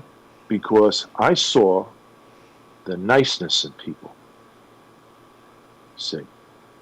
And what I think has happened today is that in our law enforcement, we haven't educated our officers to see the niceness. See, and we've left them with a partial education that makes them fearful. Yeah. See, and then they have PTSD after 5, 6, 7 years of seeing the darker side of things, and the African American community has PTSD after 400 years of that. It's logical. Exactly. So if you want to go in and do something and be effective in a community, both sides have to see each other's better angels. Mm-hmm. See, and that's good kung fu. You have your feet on the ground. We all have our feet on the ground. We all walk on Mother Nature on the earth. We all use our arms to swing and swim through the air around us. We miss out on being centered in mind, body, and spirit with our fellow brothers and sisters. Once we get that centering down, then we can execute peace. And the other thing is stop seeing life tit for tat, eye for an eye. Still going back for that old-fashioned philosophy of you do it to me, I now do it to you, and it's ingrained. Well, that's sorcery. Yeah, it's ingrained. It's sorcery. I know. I absolutely We hate it. We don't want to call it that, but it's sorcery. You know what the greatest tool of sorcery is today? It's Twitter. I would agree with that. But actually, just social media in general. Years ago, it was a sword, off with your head. Now, it's off with your mind. It's Twitter. It's, and it's not the guy we immediately associate with Twitter. It's millions of people that use it for sorcery. They retweet stuff that's mean. You go to Facebook, it's another source of sorcery. You got this camp, you got that camp, this camp. You have brothers and sisters and cousins that don't speak to each other over conditions they've never experienced. You see, we have a television and video that teaches us what we should visualize. When I was a little tiny boy, my visualization was created by my grandmother. She sat me down by a window. I was the only one of the little ones that listened to her. I was amazed by her. And she said, Frankie, come here. Look out over this yard. You see that bird over there? You see that crow? That crow will tell you the weather. That crow will tell you when somebody a stranger is coming in our neighborhood. That crow will come to me. You watch. You stay with me day by day. Well, she would go in her yard, and the deer would walk in between her while she was hanging clothes. She had no malice in her heart. One day, one of her relatives, I won't say who it is because God forbid somebody's listening to this and they put two and two together. But it was hunting season. He was going to shoot the deer because they were easy prey in the yard. Well, she had a conniption. She had a fit over it. You're not going to shoot my deer. He said, they walk with me while I hang your clothes up on the laundry. What's the matter with you? Well, in the back of this old New England place, that she saved all her life for, there was a forest. Yeah. And every year, she would get all the men and all the women together. And the men's job was to go in the forest and pick every berry that was in there, harvest it, and then bring them back. And she would orchestrate teaching all the women how to, bottle things, save things, make things to survive through the winter. Well, in the midst of this one particular character, with the deers, he got sprayed by a skunk. So my grandmother came out in front of all the men. It was like 30 or 40 men. Yep. She said, the skunk is smarter than you. The skunk knew that out of all the men here in this family, you were the one that were going to shoot the deer.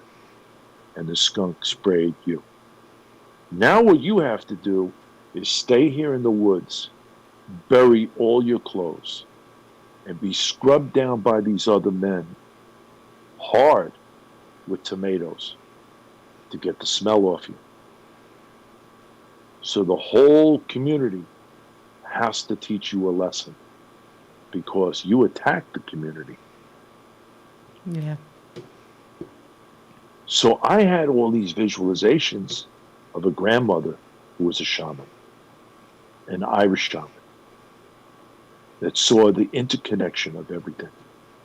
Because saying that God exists in every single little thing is a concept. It's not even an interpretation. Seeing that crow lives a life, a sentient life with meaning and purpose, and does it so well means sometimes the crow has better kung fu than the human being. Yeah.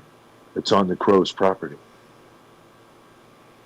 See, the crow knows all the invaders in their region. So the humankind is the most dangerous sentient creature on the planet.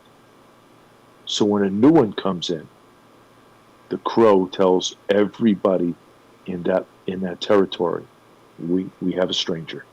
You have to be careful. Even though it might not be dangerous, even though it might be you or your sister or whatever, they're different. It's interesting you say that because you find that a lot of people don't really know what to look for. They really don't. They're oblivious to it.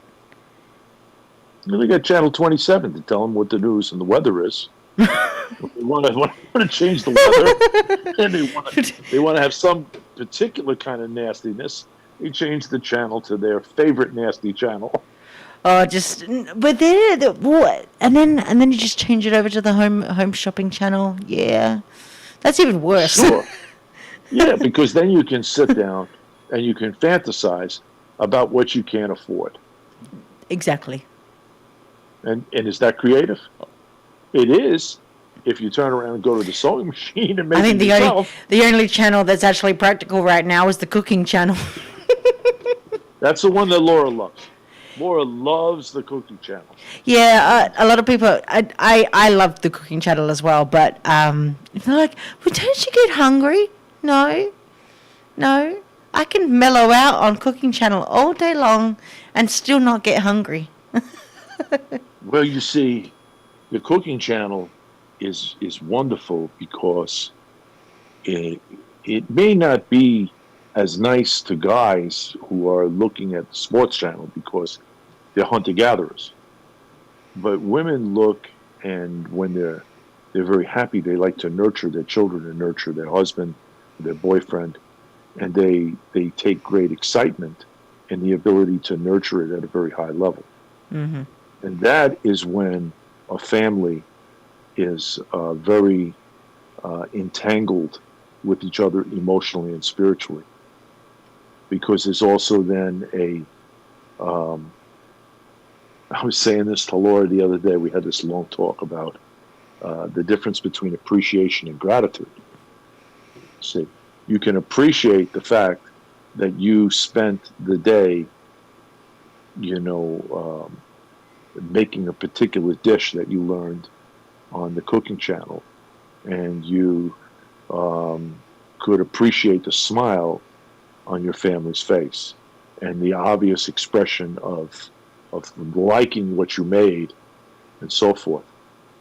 But gratitude is that you're in their life. Yeah.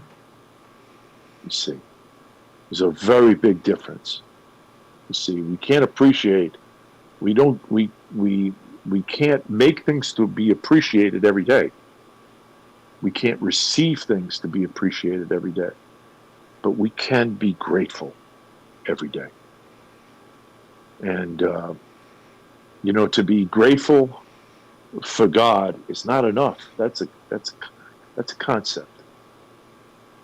To be grateful for what we got from our Creator, especially the partner, the people, the children, Mm-hmm. the aunts, the uncles, the parents, the village.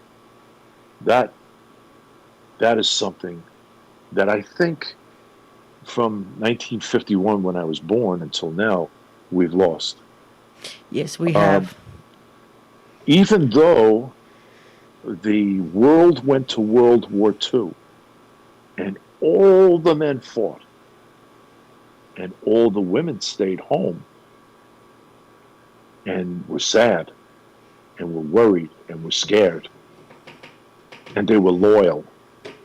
And the women that weren't loyal were looked at by other women as not being cool. Yeah. You had men that fought, and even amongst all of that violence, that became the greatest generation. Why? Because they were grateful for each other.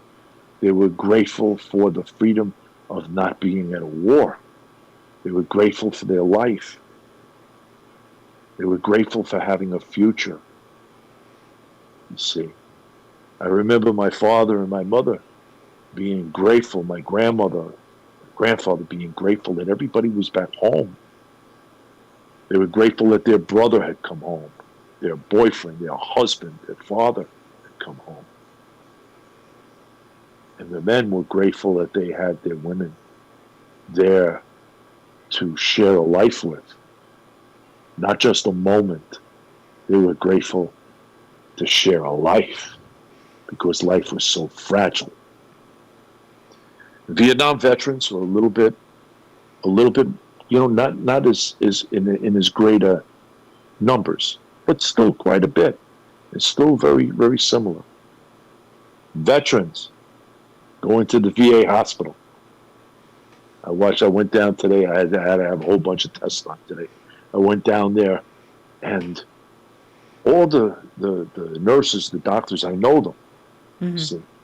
And I'm so grateful for them. I wouldn't be here without them. And I thank them for their service. And they say, well, Frank, Dr. Maye, why are you thanking us? We're supposed to thank you for your service. I said, no, I thank God that I'm here.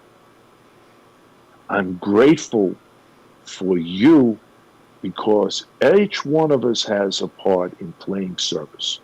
Exactly. And you have done this with great empathy. When you go to this, at least the VA in Miami, I don't know other places. Yeah. VA in Miami is very, very empathetic. Very, very, very, very much so. And then, of course, I ask each and every one of the people that I interact with, I say to myself, why are they here and why am I here? So I interact with them to see what do I have to give them. They're taking care of me, but what do I have to give them? And it's an environment of gratitude because all of the soldiers, sailors, and airmen and Marines are, at one time, they were young men, young women. And they're now older. And they're grateful that they had the life that some of the others they knew never had. It was cut short. So shamanism, I think, has a lot to do with gratitude. See, I think balance has a lot to do with gratitude. In Chinese medicine, naturopathic medicine, what we try to do with cancer patients is to have them understand balance acutely, right away, and with a very, very deep understanding, so that they learn to make an agreement with their cancer. Yeah. You see, cancer, listen, if I die, you don't live. So you better keep me going. That's it. So that's part of it. Part of it is giving a vision. How many people do you know that have no vision? That's why they come to you and I, Frank. Yes. That's why they come to you and I. Vision is medicine.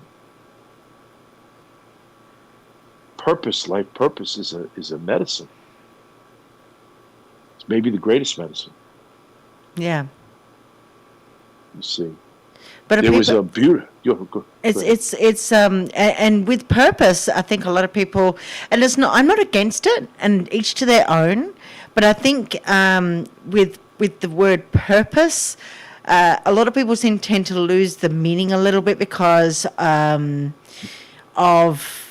again, man-made law. In terms of religion, it doesn't help us find ourselves. And in order to find a purpose, we need to find ourselves and what is within us internally rather than externally. So I think when people sometimes say, okay, well, I believe in this because this such and such religion said this and blah, blah, blah, blah, blah, and this is what my purpose is. And I'm like, okay, well, are you sure? Are you sure that is you speaking, or is it what you've been influenced by in order to find your purpose? Well, a religion is as good as the collective purposes. Otherwise, it's me, the pastor, the priest, the rabbi, talking at you once a week, expecting you to listen to what I'm telling you, and that's my purpose, but it begins and ends there. Yeah. So the really great pastor, preacher, leader says, find your purpose and have morality in it. Mm-hmm. Now, if you have difficulty with the morality, then I study theology, and maybe I can help you with that that decision of morality, but the purpose is yours, whatever that may Exactly. be. The understanding of whatever that purpose is between you and God, whatever name you want to assign to God, and say, well, okay, maybe your purpose is exactly what you're doing right here and now. But what we do is we go, how much money are you making with your purpose? Not what is the footprint, the spiritual footprint of your purpose. One of the greatest movies I ever saw, I wish I had the name right off the top of my head because I cried through several parts of the movie. Remember Columbo? Peter Falk, Yes. the character, the actor. Okay. Yes. He makes a movie where he's not Columbo. He's a grandfather. Okay. And he's had a heart attack, I think it was, and his grandson is coming to visit him. And on the way to visit him, the grandson's parents die in a car crash. And Peter Falk is supposed to die. And the grandson comes in, and the grandson is weeping, tells him about, Peter Falk's son, but he's hearing it from his grandson. And he looks at his grandson and he goes, I've decided not to die because you need me and I'm not leaving you behind. Now he's like 60, okay? At the time, 65, maybe 65. So he gets up out of bed with his heart and everything else going on. And they say, well, you can't do this. And he goes out and he says, that's it, I'm finished. This kid over here is my purpose. And he raises the boy. So here he is in one scene. He's teaching the boy about being at a New York Yankees game and having a hot dog and a soda, and this guy is doing this and that. And the guy in front of him is like 30, 35. And he says, shut up, old man. You blah, blah, blah, blah, blah. I don't care about this little kid next to you and your hot dog. And he gets up to push the Peter Falk. And Peter Falk headbutts him. But he doesn't continue a fight like a young man would. He headbutts this guy, and then he sits down in the chair and he says, what's most important is your hot dog. This guy in front of you. Most important is the baseball game you're sharing with me. You see? And then he takes the kid to the theater and he goes to football games and he raises this grandson as if it's his own with a new purpose in life. And of course, doing the great job he did with his purpose, he lives to be about 90. And the young grandson is now, I forget whether he was a lawyer or something very important, quote unquote. But he's made it in life. And now Peter Falk is dying again. And the young man comes in and he says, the old man says to the young man, he says, so tell me, what are you going to do now? And the young man knows all along that his grandfather had raised him and beaten his illness just to raise him. That was his selfless purpose. And with all the strength inside of him, he says, Grandpa, it's okay. I'm going to be all right. You can go. You did your job. And the tears come down Peter Falk's face. He says, you sure? You sure you don't need me anymore? And the boy says, yes. You really did your job. Well, I'd always thought that was a movie that showed empathy, purpose, reality, humanity. He lost his temper. He sat down. He made it a lesson. He raised a good person. And he fulfilled his mission. There was no money in it. There was no fame in it. It was just humanity. Yeah. Restoring the balance of parents that had been lost. But in so doing, He added to that balance. He didn't destroy from it. See? It almost reminds me of what you just said. It almost reminds me of Mary Poppins.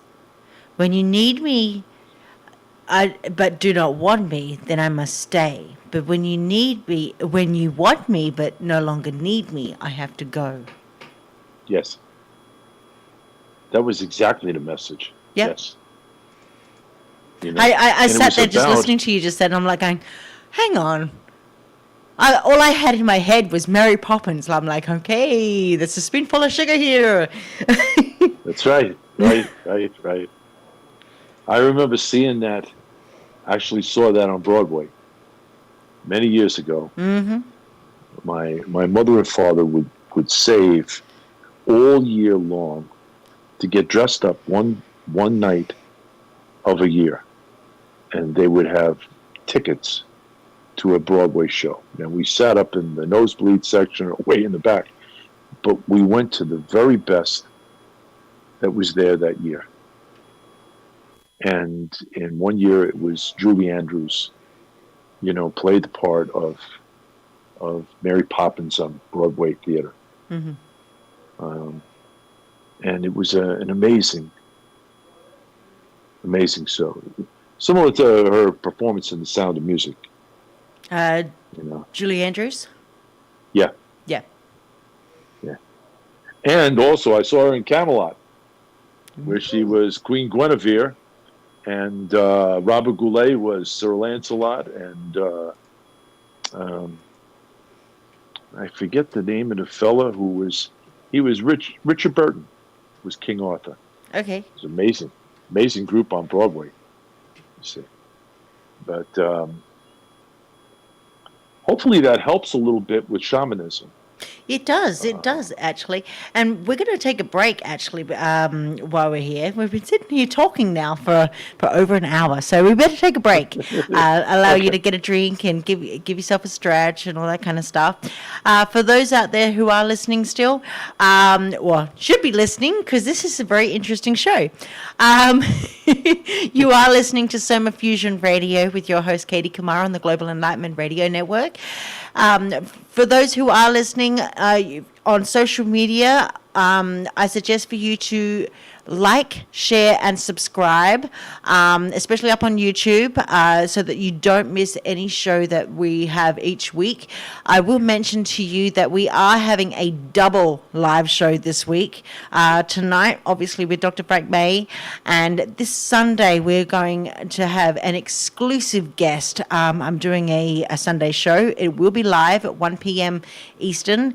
We're having Dr. Louis Turi on. The world-renowned ET contactee and astropsychologist. So he will be on. He's got some great, awesome new news to tell us on Sunday. So don't miss that at 1 p.m. Again, I will be live, so as soon as I finish up with this show tonight, I will change over all the details so that everybody knows where to go in preparation for Sunday. As of next week, I will be having another guest, and I'll tell you who that guest will be for next week at the end of the show, so that you all know where to go, where to find. Because otherwise, I've got too many shows coming up, and you'll just get confused. So. Until then, we're going to take a break. We'll be back very, very soon. And we'll be back in, let's say, 5 or 6 minutes, Frank. And sounds good. We'll be talking, going in another direction, hopefully. Good. All right. Alrighty. Bye-bye. You're listening to The Sound.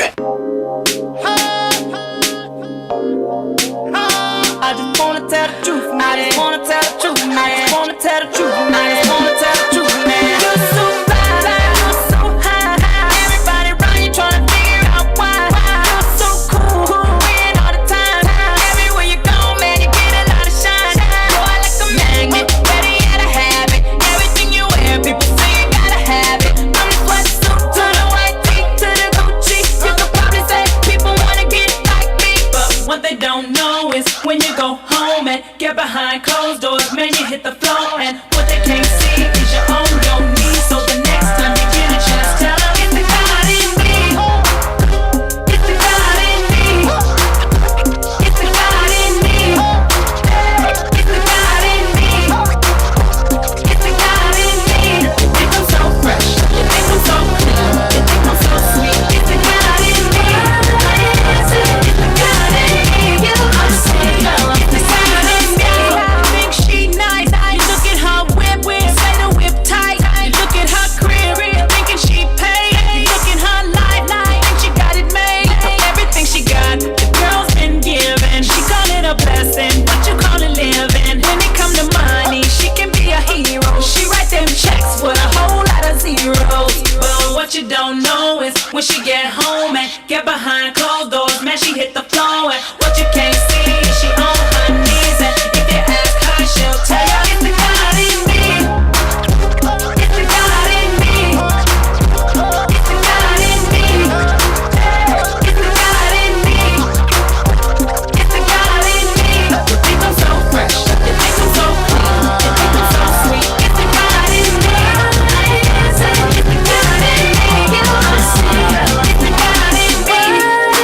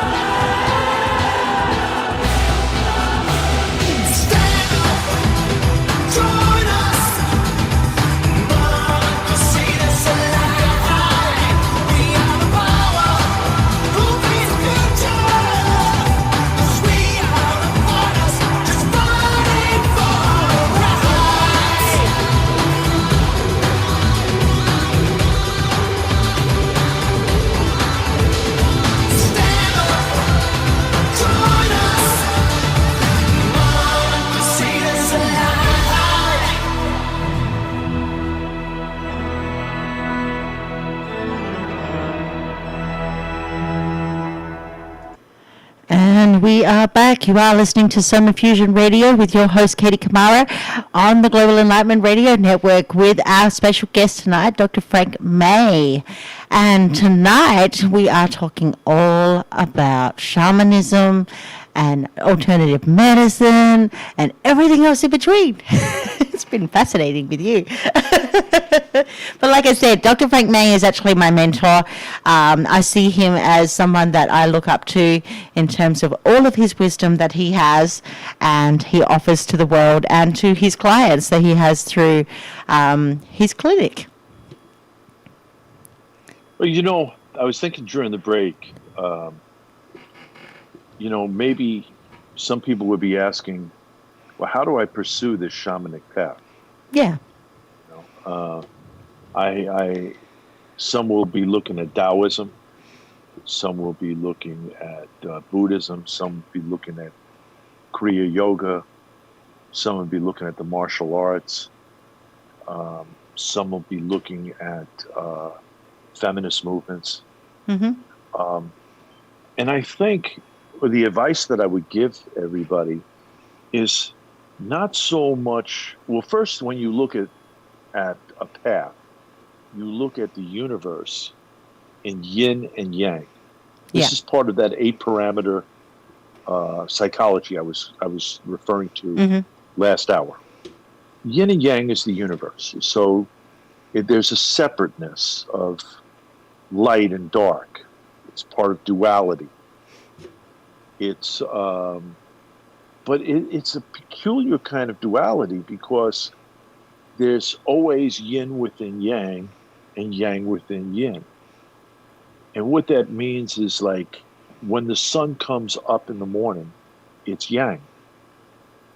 But as it begins to set, it's going more and more into yin, which is as the sun disappears and we go into the darkness of the evening and the moon. So the moon and the sun share both aspects of yin and yang in themselves, even though one is more predominant than the other. Mm-hmm. So when you're looking at a path to follow, the one that resonates with you, you want to be aware of that concept, that there's always a struggle that I kind of alluded to between balance and sorcery. Yeah. It can have many, many different definitions and expressions to it. So first you look at that, and then you say, what you brought up very, very good, was, what do I do when I absorb this balance? It's morality. So eventually, whatever you learn on whatever path that you choose, how you choose to use it is your morality. And you must always prepare yourself for that. Mm-hmm. See, so each path then will have an internal side to it and an external side to it. The part that's deep down within you that nourishes you, and then it's selfish unless you give back. Yeah. See, so you give back and create, or you become the sorcerer and you give back and you change and manipulate. Sorcery, you change. Doesn't mean the morality of that is both good and bad, yin and yang. Yeah. The same as holding on to balance and doing nothing can be just as dark. So it's not easy. You need a teacher to kind of help you through that, you see. So you have the yin and yang, you have excessive and deficient, you have cold and warm. Neither one is right or wrong, but it's the balance of them that's important to maintain. So it's more the teacher and the teacher's experience than the path. Does the teacher, number one, understand the universe? Does the teacher wield the morality that you're pursuing? And then does the teacher have the experiences, not just the academic wisdom, but the experience to take you all the way to where they are and give you the tools to go past where they are? So when somebody comes to me and they say, well, Doc or Frankie, what path do you follow? I say, I follow Frankie Maye's path. Mm-hmm. I don't know what to tell you. You know, one day you may sit on a corner and you may say, well, Frankie Maye's Jewish. But you may go the next week and say he's a Taoist. Yeah. You see, because just like I talked in the last hour about neighborhoods and people and seeing the goodness in them, when you follow a path, you see the goodness in it or you see the darkness in it. You absorb the goodness or the darkness, you hold it, you pull it around in every way, and then do you create or destroy? That's a very personal decision. Yeah. See? So the path that your teacher brings you on, in my path, I kind of tend to like things that are a little Taoist, things that are a little Kung Fu, things that are a little Jewish mysticism with Kabbalah rather than European Kabbalah. I have a tendency to like the Native American path. I like the going out into the wilderness and being in nature by myself on a vision quest. You see, these are the things that I think are very important for me to give to my students. Yeah. Because it's in learning about you that's your path, not my path. I can tell you what I did on my path. Exactly, and that's why at the beginning of the show, I always encourage people, just you don't have to listen to anything that I say or what my guests say or anything like that. It's your job to discern everything and figure out what is real to you and yourself alone. Because all I'm here is being a teacher. That's all I am, is a teacher. I'm just giving you the information, wisdom that I need. I need to give you at this particular time. And what you take away from it is totally up to you.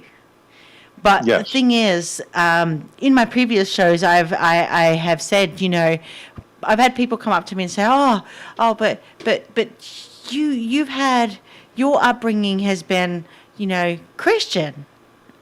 Back when I was in my teenage years, I backed away from Christianity. I had my reasons for doing it, but I backed away from Christianity. And I had a strong pull to go into Buddhism. And then but then, you look at St. Francis. Yeah. And St. Francis is about as good a view of Christianity and shamanism as you're going to get. He talked to the animals. Well, and that's the thing is that then I went into from Christianity to Buddhism, Tibetan Buddhism, I asked, and I had an influential teacher back then who did teach me all of the ways of Tantra, and then I went into I married into a Islamic / Christian man. I don't ask. So somebody that was predominantly Islamic, and became a Christian convert when they immigrated to Australia, but still had traditional Islamic beliefs. But it was kind of like a fusion between the two. Don't ask. all those beliefs are very, very valuable. Yeah. It's the interpretations that make them difficult. There was a famous Rinpoche, but he's so famous I forget his name. Mm-hmm. But I do remember his statement. And it was, if you were to meet Buddha on the road, kill him. And I went, I don't know if I like that statement. But then it was explained about all the people that would die from not believing in specific factions of Buddhism. Now, that story applied to Islam and applied to Christianity. Mm-hmm. You see, There is a few different things that I, suggest, stories that I tell my students. It's kind of like for me to see where they are and what they need. So I tell them they want to know, well, did you ever go on a vision quest? And I tell them, yes, I had very profound vision quests Yep. in North Carolina. I think I mentioned them to you, and I had very profound ones in Chaco Canyon, and they shaped my life. And people they love to hear that story, that you had this vision. It's kind of like watching Billy Jack all over again, the movie, and then I tell them also about Thomas Bankaya, who was the Hopi, one of 4 Hopi elders that went to the United Nations. Yep. And begged for an audience in the United Nations. 3 of them passed away. And in his 90s, Thomas went there. And eventually, through a blackout in New York, the United Nations listened to him. Mm-hmm. But he came to visit me just before he passed away, out of the clear blue sky. So people love to hear that. How did Thomas Bankaya, this famous medicine man, come to Miami while you were a resident and ask for you by name and spend 2 hours? Yeah. But then I say to him, they ask, well, with all those beautiful stories, what do you see for me? I say, okay. What I think you should do, and I also did this, by the way, I think you should take a good set of clothes and for, say, a month, throw them in the corner and throw garbage on them. Never wash them. Walk by, step on them a little bit, get them a little more wrinkled. Make stuff, pour stuff on it that really smells. Yeah. Really ripens in them, you see. And I don't want you to comb your hair for a month. And I want you to, take that vacation and, just do that. And then when it's really right, put the clothes on and go from Miami up to West Palm Beach to that big famous street there, kind of like Rodeo Drive, but in West Palm, where all the famous big shops are. Yep. See? And I want you to walk into those shops and look around at the stuff you like. And then I want you to go to the church in that neighborhood and walk into the church and sit down in the pew while at their largest, most populous service for the day on Sunday. Well, they all come back and they go, I was not treated well. Security threw me out of all the stores, and the people at the church didn't want me in there. I said, okay. All right. Did you learn anything? Yeah. I learned that was not a really great exercise. Right. I didn't appreciate that. I was treated like crap. It said, okay. So you didn't learn anything. And about a couple of months later, I'd say, okay, now get your best clothes. Get your hair done, ladies. Get a haircut, guys. Be conservative. Put a nice suit and a tie on. Nice formal dress. Put your makeup on. Look sharp. And go back to the same very stores and the same church at the same service. And they come back and go, wow, what a difference. I was treated so much better, and this is poverty and rich and everything else. And I said, no, it was about you. It was about the balance in you, you see. Because when you went the first time, you didn't think that was you. You thought it was you when you went the second time. Now, many people in our world are stuck in the first time. Mm-hmm. But you don't see them. Because there's nothing in you that is in their epicenter of balance. You see yourself as you see yourself. Now what I've done is I've stretched you to see your humanity and see how you really, really are. See? And that is much more important than the vision that I had in North Carolina or the vision I had in Chaco Canyon. That was a personal guidance. And the visit from Thomas Bankaya was just to tell me the visions that I had and that I should adhere to them as I got older, which is the same thing I tell my students. Whatever your purpose is, it's not important to me. Exactly. It's important to the world and to you. You see. So you only take to the other side your seconds. You don't take anything that's on your walls, in your garage, in your bank account. You only take your seconds, your footprint on the world. And that, to me, is a path worth teaching. And it takes only that one split second to also change the world. It does, regardless of the perception that we have of ourselves and of the world around us too. Of course, but we have to have that balanced mind in order to see it. Is a teacher I had. We're still very dear friends, and we've both reached a level where there's not many people that either one of us can really sit down for hours and talk with. But I was sitting and listening to him 35 years ago. And he said, Frankie, what would you do if I could unload my mind and unload all the minds of everybody I've ever met into your mind and give you an instant skill? What would you like to do? So I said, well, I might like to levitate. I've always been kind of fancied that idea, being able to levitate. Mm-hmm. And he said, oh, that's very interesting. It's going to take you 20, 30 years, but maybe you'll be able to get your backside about 3 inches off the ground in the middle of your meditation. Or you can study 20 or 30 years and influence the health and life of another person. Mm-hmm. So where do you want to devote your energy? To getting your backside up off the ground?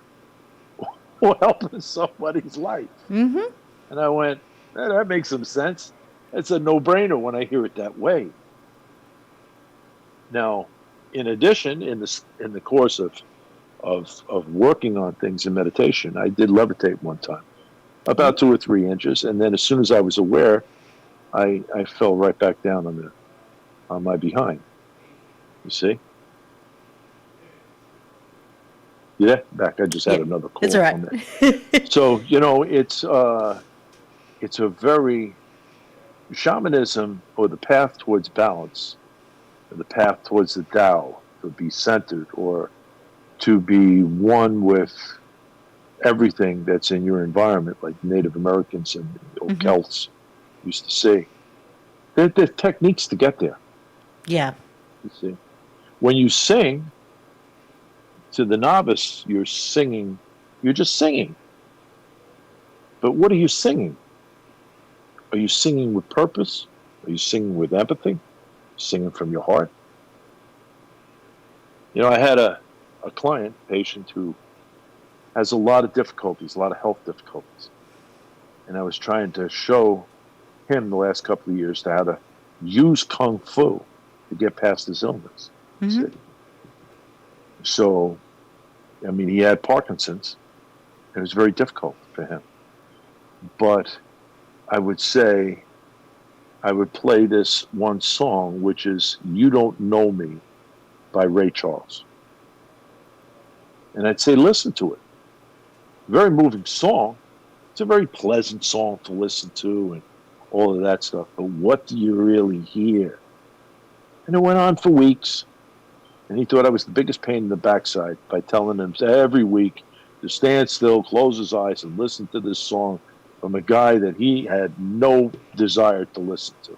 Wasn't one of his favorite musicians. Until I said to him, Ray Charles was blind after 9 years old. Mm-hmm. He could see for the first 9 years. So when he sings in his song, but you don't know me, he senses the energy of the woman he knows. And he sees with his skin. He sees her heart with his skin. But she can't see him. She can only see him with her eyes. Yeah. until he touches her. And then his energy transfers and her energy transfers. And he says, you really don't know me. You don't know the blind man who can see. See.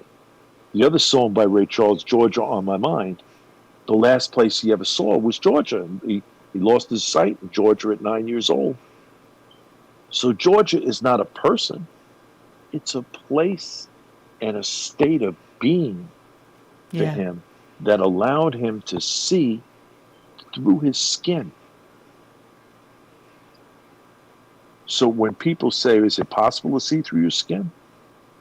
I said, yes, it is. Yeah. It is really possible, and it is really probable. But you're going to have to work on it. Now, if you really want to do that, then go ahead, and I'll begin to teach you how to stand and how to meditate in a standing position and learn how to think outside of yourself. Oh, that's cool, Doc. I really want to do that.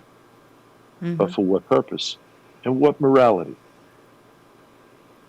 So teacher is very, very important, much more important than the path. You see, for one person, you go to a tribe in Africa, or you go to a tribe in Ireland, very similar. They dance. Their feet are in rhythm to the earth. They sense the earth. They sense the imbalance in the earth. And they can change the balance of their immediate environment by the rhythm of their dance. Others in the Celts and in the Aboriginal tribes of Australia sing things, souls into existence. Yep, they certainly do. You go to an Aboriginal village and a couple get married, the village surrounds their home and sings conception into existence. Now, we wouldn't think of that in the West because that would be like, let's call the police. all these people singing around the Yes, gone are the days when we used to pitch a tent and conceptualize a marriage by going into the tent and coming out married. Yes. Or doing the deed in front of everybody, like they used to do back in the old days. They used to do that in front of you in order to be married, to have a quote unquote marriage contract between two people. To make it solemn and declared, you had to do the act in front of your family members to know that you have done that, and what comes after it is the conceptualization of another soul. Well, their marriages were designed to create a contract for the village and the nation. The union of two souls was to be creative, not destructive, to the nation. So their parents in arranged marriages, today we go, that's just absolutely idiotic. Yeah. Then you begin to look at how we manage things today, where 50% of all marriages end up dissolved. So we don't have the answer either. No. So, but you go back and you listen to some of the elders, elder aunts, uncles, parents, whatever, and they go, I knew from the beginning that guy was not going to work for you, but you couldn't hear me. You didn't get the memorandum. Or in the reverse, that woman was not for you. We could see it. We could all see it. It wasn't a fit for you. It wasn't a fit for us. So sometimes when you raise a child, the little idiosyncrasies of that child. The strengths and the weaknesses. And if you have a son, that a certain type of woman is going to bring out the very best in him. And a different kind of woman will bring out the worst in him. So when that time comes for your little ones, you're going to go, oh my God, I remember Doc telling me this. I know this one isn't right. But what do I do? Do I torment myself for the rest of my life because my little one's going to make a bad choice? Yeah. Or do you become a shaman and have some wisdom and bring everything into balance? And then the girl either likes balance or doesn't. If she doesn't like it, she takes herself out of it. And you have done a good deed. But if you try to say, hey, son, that girl over there is no good for you, well, he'll do the same thing you did. He'll say, no, I know better. It's my life. You see? So, and we all do that in this last few generations. Yeah. We've all been down that path because we don't meet friends. See? We don't like. We like geometry. We like, the chassis of the car, but not the engine or the computer system, software. We're not interested in that. Mm-hmm. What does it look like on the outside? It's the same with shamanism and a path. What is your teacher? What do you want out of your teacher? Your teacher should be able to transmit a piece of themselves or herself to you, then to mold into your own morality that is based, hopefully, and like you with my students, I try to prepare them to finally, when it's their time to make a decision, to choose to create. Yeah.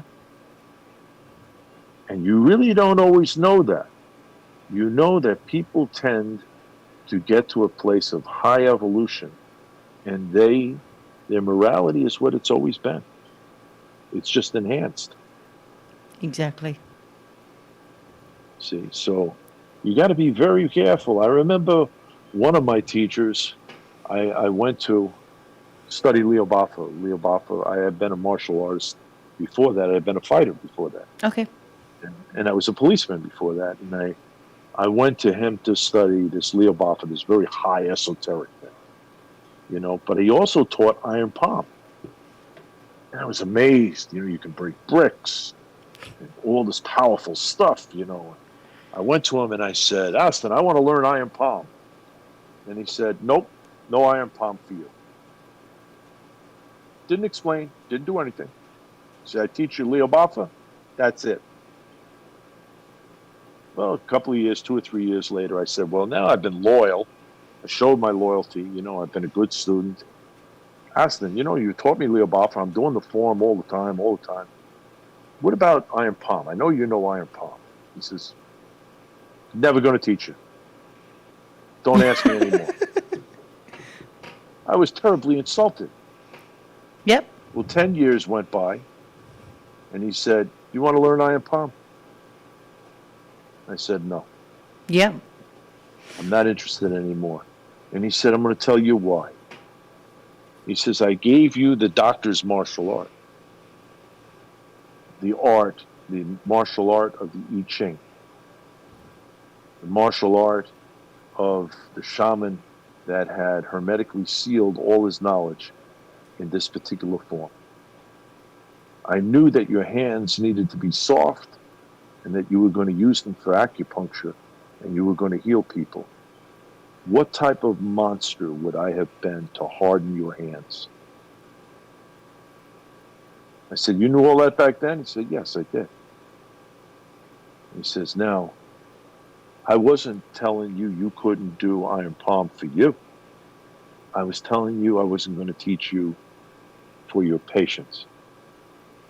Yeah. So then 20 years went by, and he said, what do you think about iron palm? we both laughed.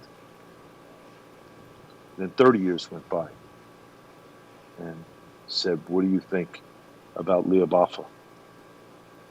And I said, the same thing I think about the Tao. How do you use it? How do you go into non-duality, into doshan, into pure no polarity? How do you use it when you come out? How are you different? And that's what a teacher should prepare you for, but not do it for you. You must walk the path yourself. You see? And then this way, back to last hour, you don't appreciate what I give you. You're grateful for what the universe has provided. Which is why I've always said that I am, even though I may be a teacher and a shaman, I am just a catalyst.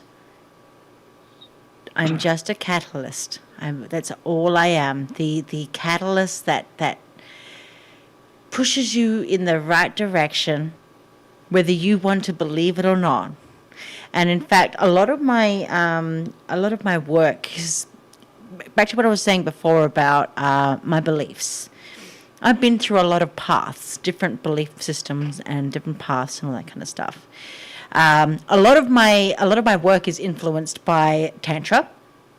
It's actually influenced by a lot of things. Tantra, esoterica, what else is there? Sacred, divine, feminine, and masculine, which is again, that's shamanism. So I mean, everything I'm talking about is shamanism anyway, and of course I thank you too, Frank, for making me realize that. But at the same time is that this is something that is naturally here. My purpose is to transmute the energy, and by doing so, becoming a global alchemist. That is where my heart is leading to me. What does that mean? Global alchemy, transmutation through the energy that I have, all the wisdom, the teachings, and everything that I'm learning and still learning. I don't claim to know everything. So, tell me what the vision of a global alchemist looks like in action.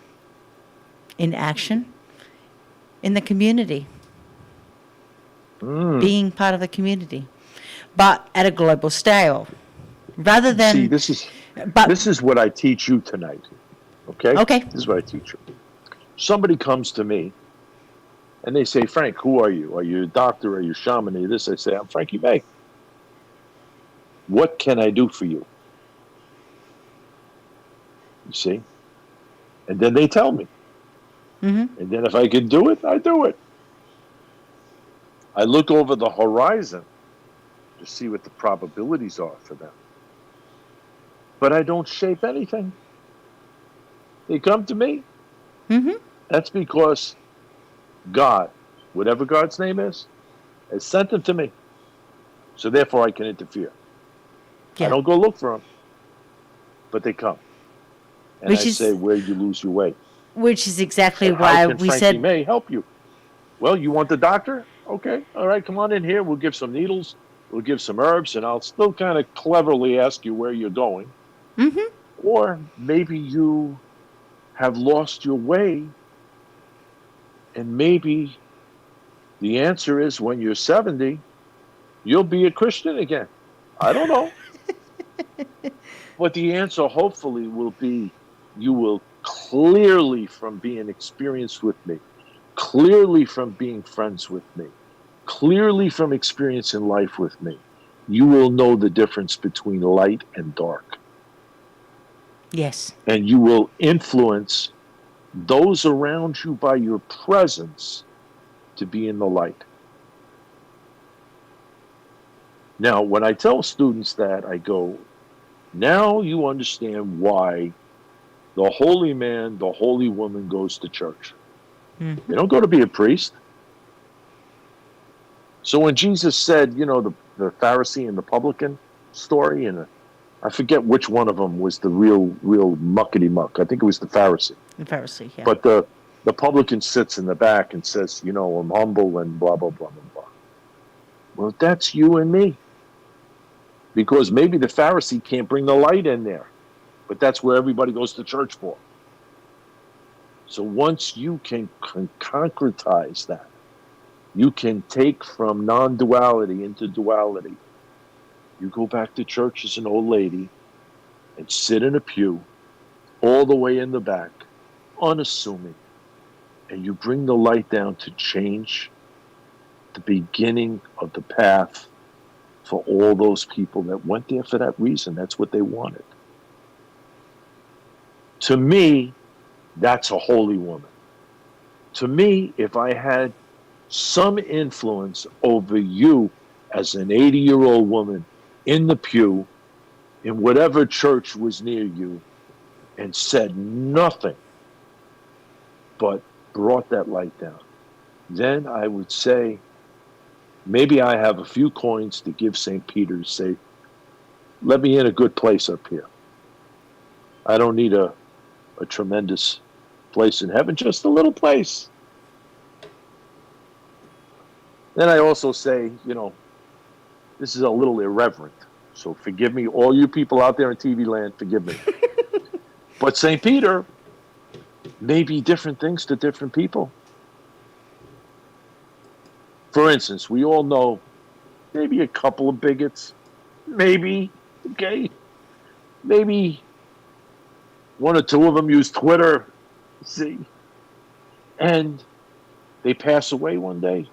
God forbid, they should live to be 120. But they pass away, they go to St. Peter. And they figure St. Peter's going to have wings, right? Mm-hmm. He's going to have wings, and St. Peter's going to be dressed in a great suit from a great store. But what if St. Peter is transgendered and African American and is 7 foot tall, ripped with muscles? So he's strong. You can't attack him. You can't be a wise guy with him. You can't Twitter about him because your phone's gone. Okay? And they're transgendered, which you don't like either. Okay?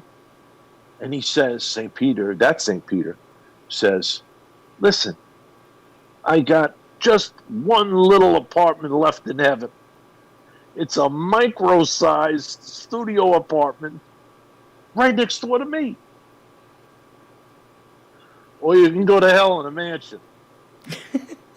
What are you going to choose? You see? So for the Ayatollah, it might be a small little rabbi. That's St. Peter. And he goes, hey, St. Peter, I thought you were a Christian. He says, before you saw me as a Christian, I was a Jew. I was Jesus's best friend. Here I am. I got a micro-sized studio apartment next to me in heaven. Or I got this beautiful mosque down there where you like to go. And of course, the same is true, for the St. Peter that's a Muslim. And the St. Peter that's a woman. And they get there and there's no St. Peter and it's Mary Magdalene. The idea is that, we visualize what we think is shamanistic. Yeah. And is going to change the world. And shamanism is about growing and learning and evolving and understanding somewhere along the line that you must make a decision between light and dark. And for many, we are at that crossroads now more than at any other time. Yes, we are. And we, a wise man once told me something that I hope it stays. Two things I'll say, maybe before we close this, is that the devil never comes to a man or woman as an ugly man or woman. Now you think of the profoundness of that. And then this and then one story and then we're finished. An Irishman is never completely finished. At the end of every morning and every evening, I say one simple prayer. Oh Lord, in my most foolish of moments, please don't take the light away from me. That's it. Now, in the story of some scripture, or maybe all the scriptures, of all the religions, of every place, everywhere, this story exists. But in this particular story, we'll make it kind of like a Christian story. Okay. Okay. So, there is this brand new cardinal. And of course, since he's a cardinal, he's got this big, huge region that he's responsible for. And he brings in all the bishops and all the priests, and he questions them about, how their little regions are running, and is everything running good, and everybody acting appropriately, and they're getting enough money. And then he sees on the balance sheet a little island in the middle of this big, huge, like lake sea. And he sees that there's 3 monks there, and it's been 30 years since the last cardinal or bishop or anybody has visited these monks. And he goes, nobody's taught them anything, nobody's checked on them, nobody's questioning them.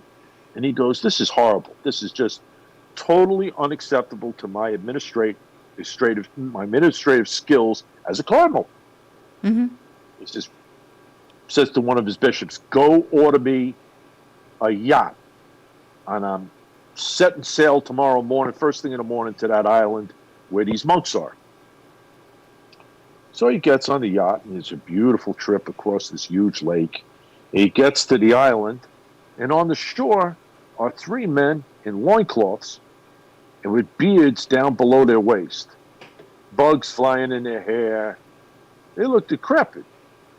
And he says, could you please tell me, he says, I thought this island was uninhabited except for these 3 monks. Could you please tell me where the monks live? And they went, excuse me, Your Excellency, we were waiting here on the beach for you to come. We're the monks. So he says, you're the monks?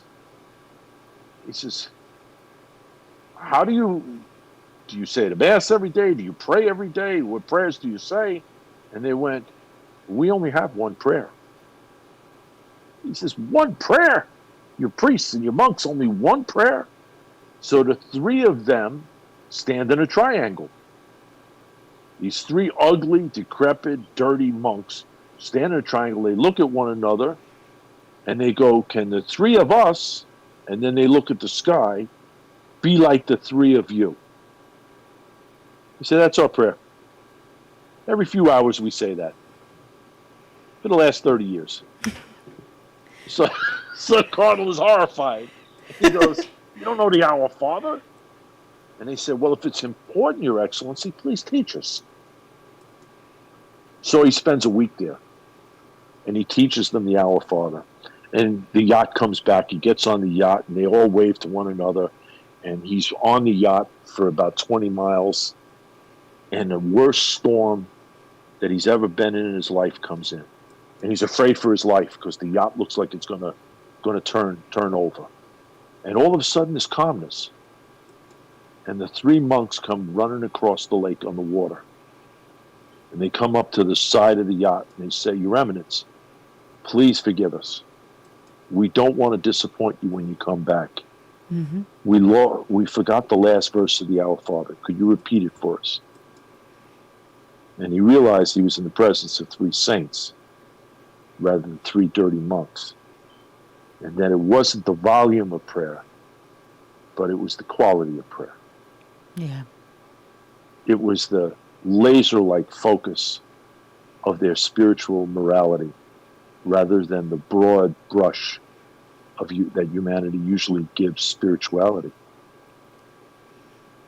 And I always remember that little story because it is a story that each one of us strives for. I want to be one of those monks. I want to be one of those people that tells the people that come in my path that story and the action that it creates. We must go out to the church. We must go to the stores. We must see it from the poor woman's perspective, the same way we see it from the rich person's perspective. Exactly. We must be able to give something of what we have. And thus is the story of Frankie May. Yay. Well done. Now, I got one thing to ask you too before we finish up. Please do. If you have one message to the world that you could give, what would it be?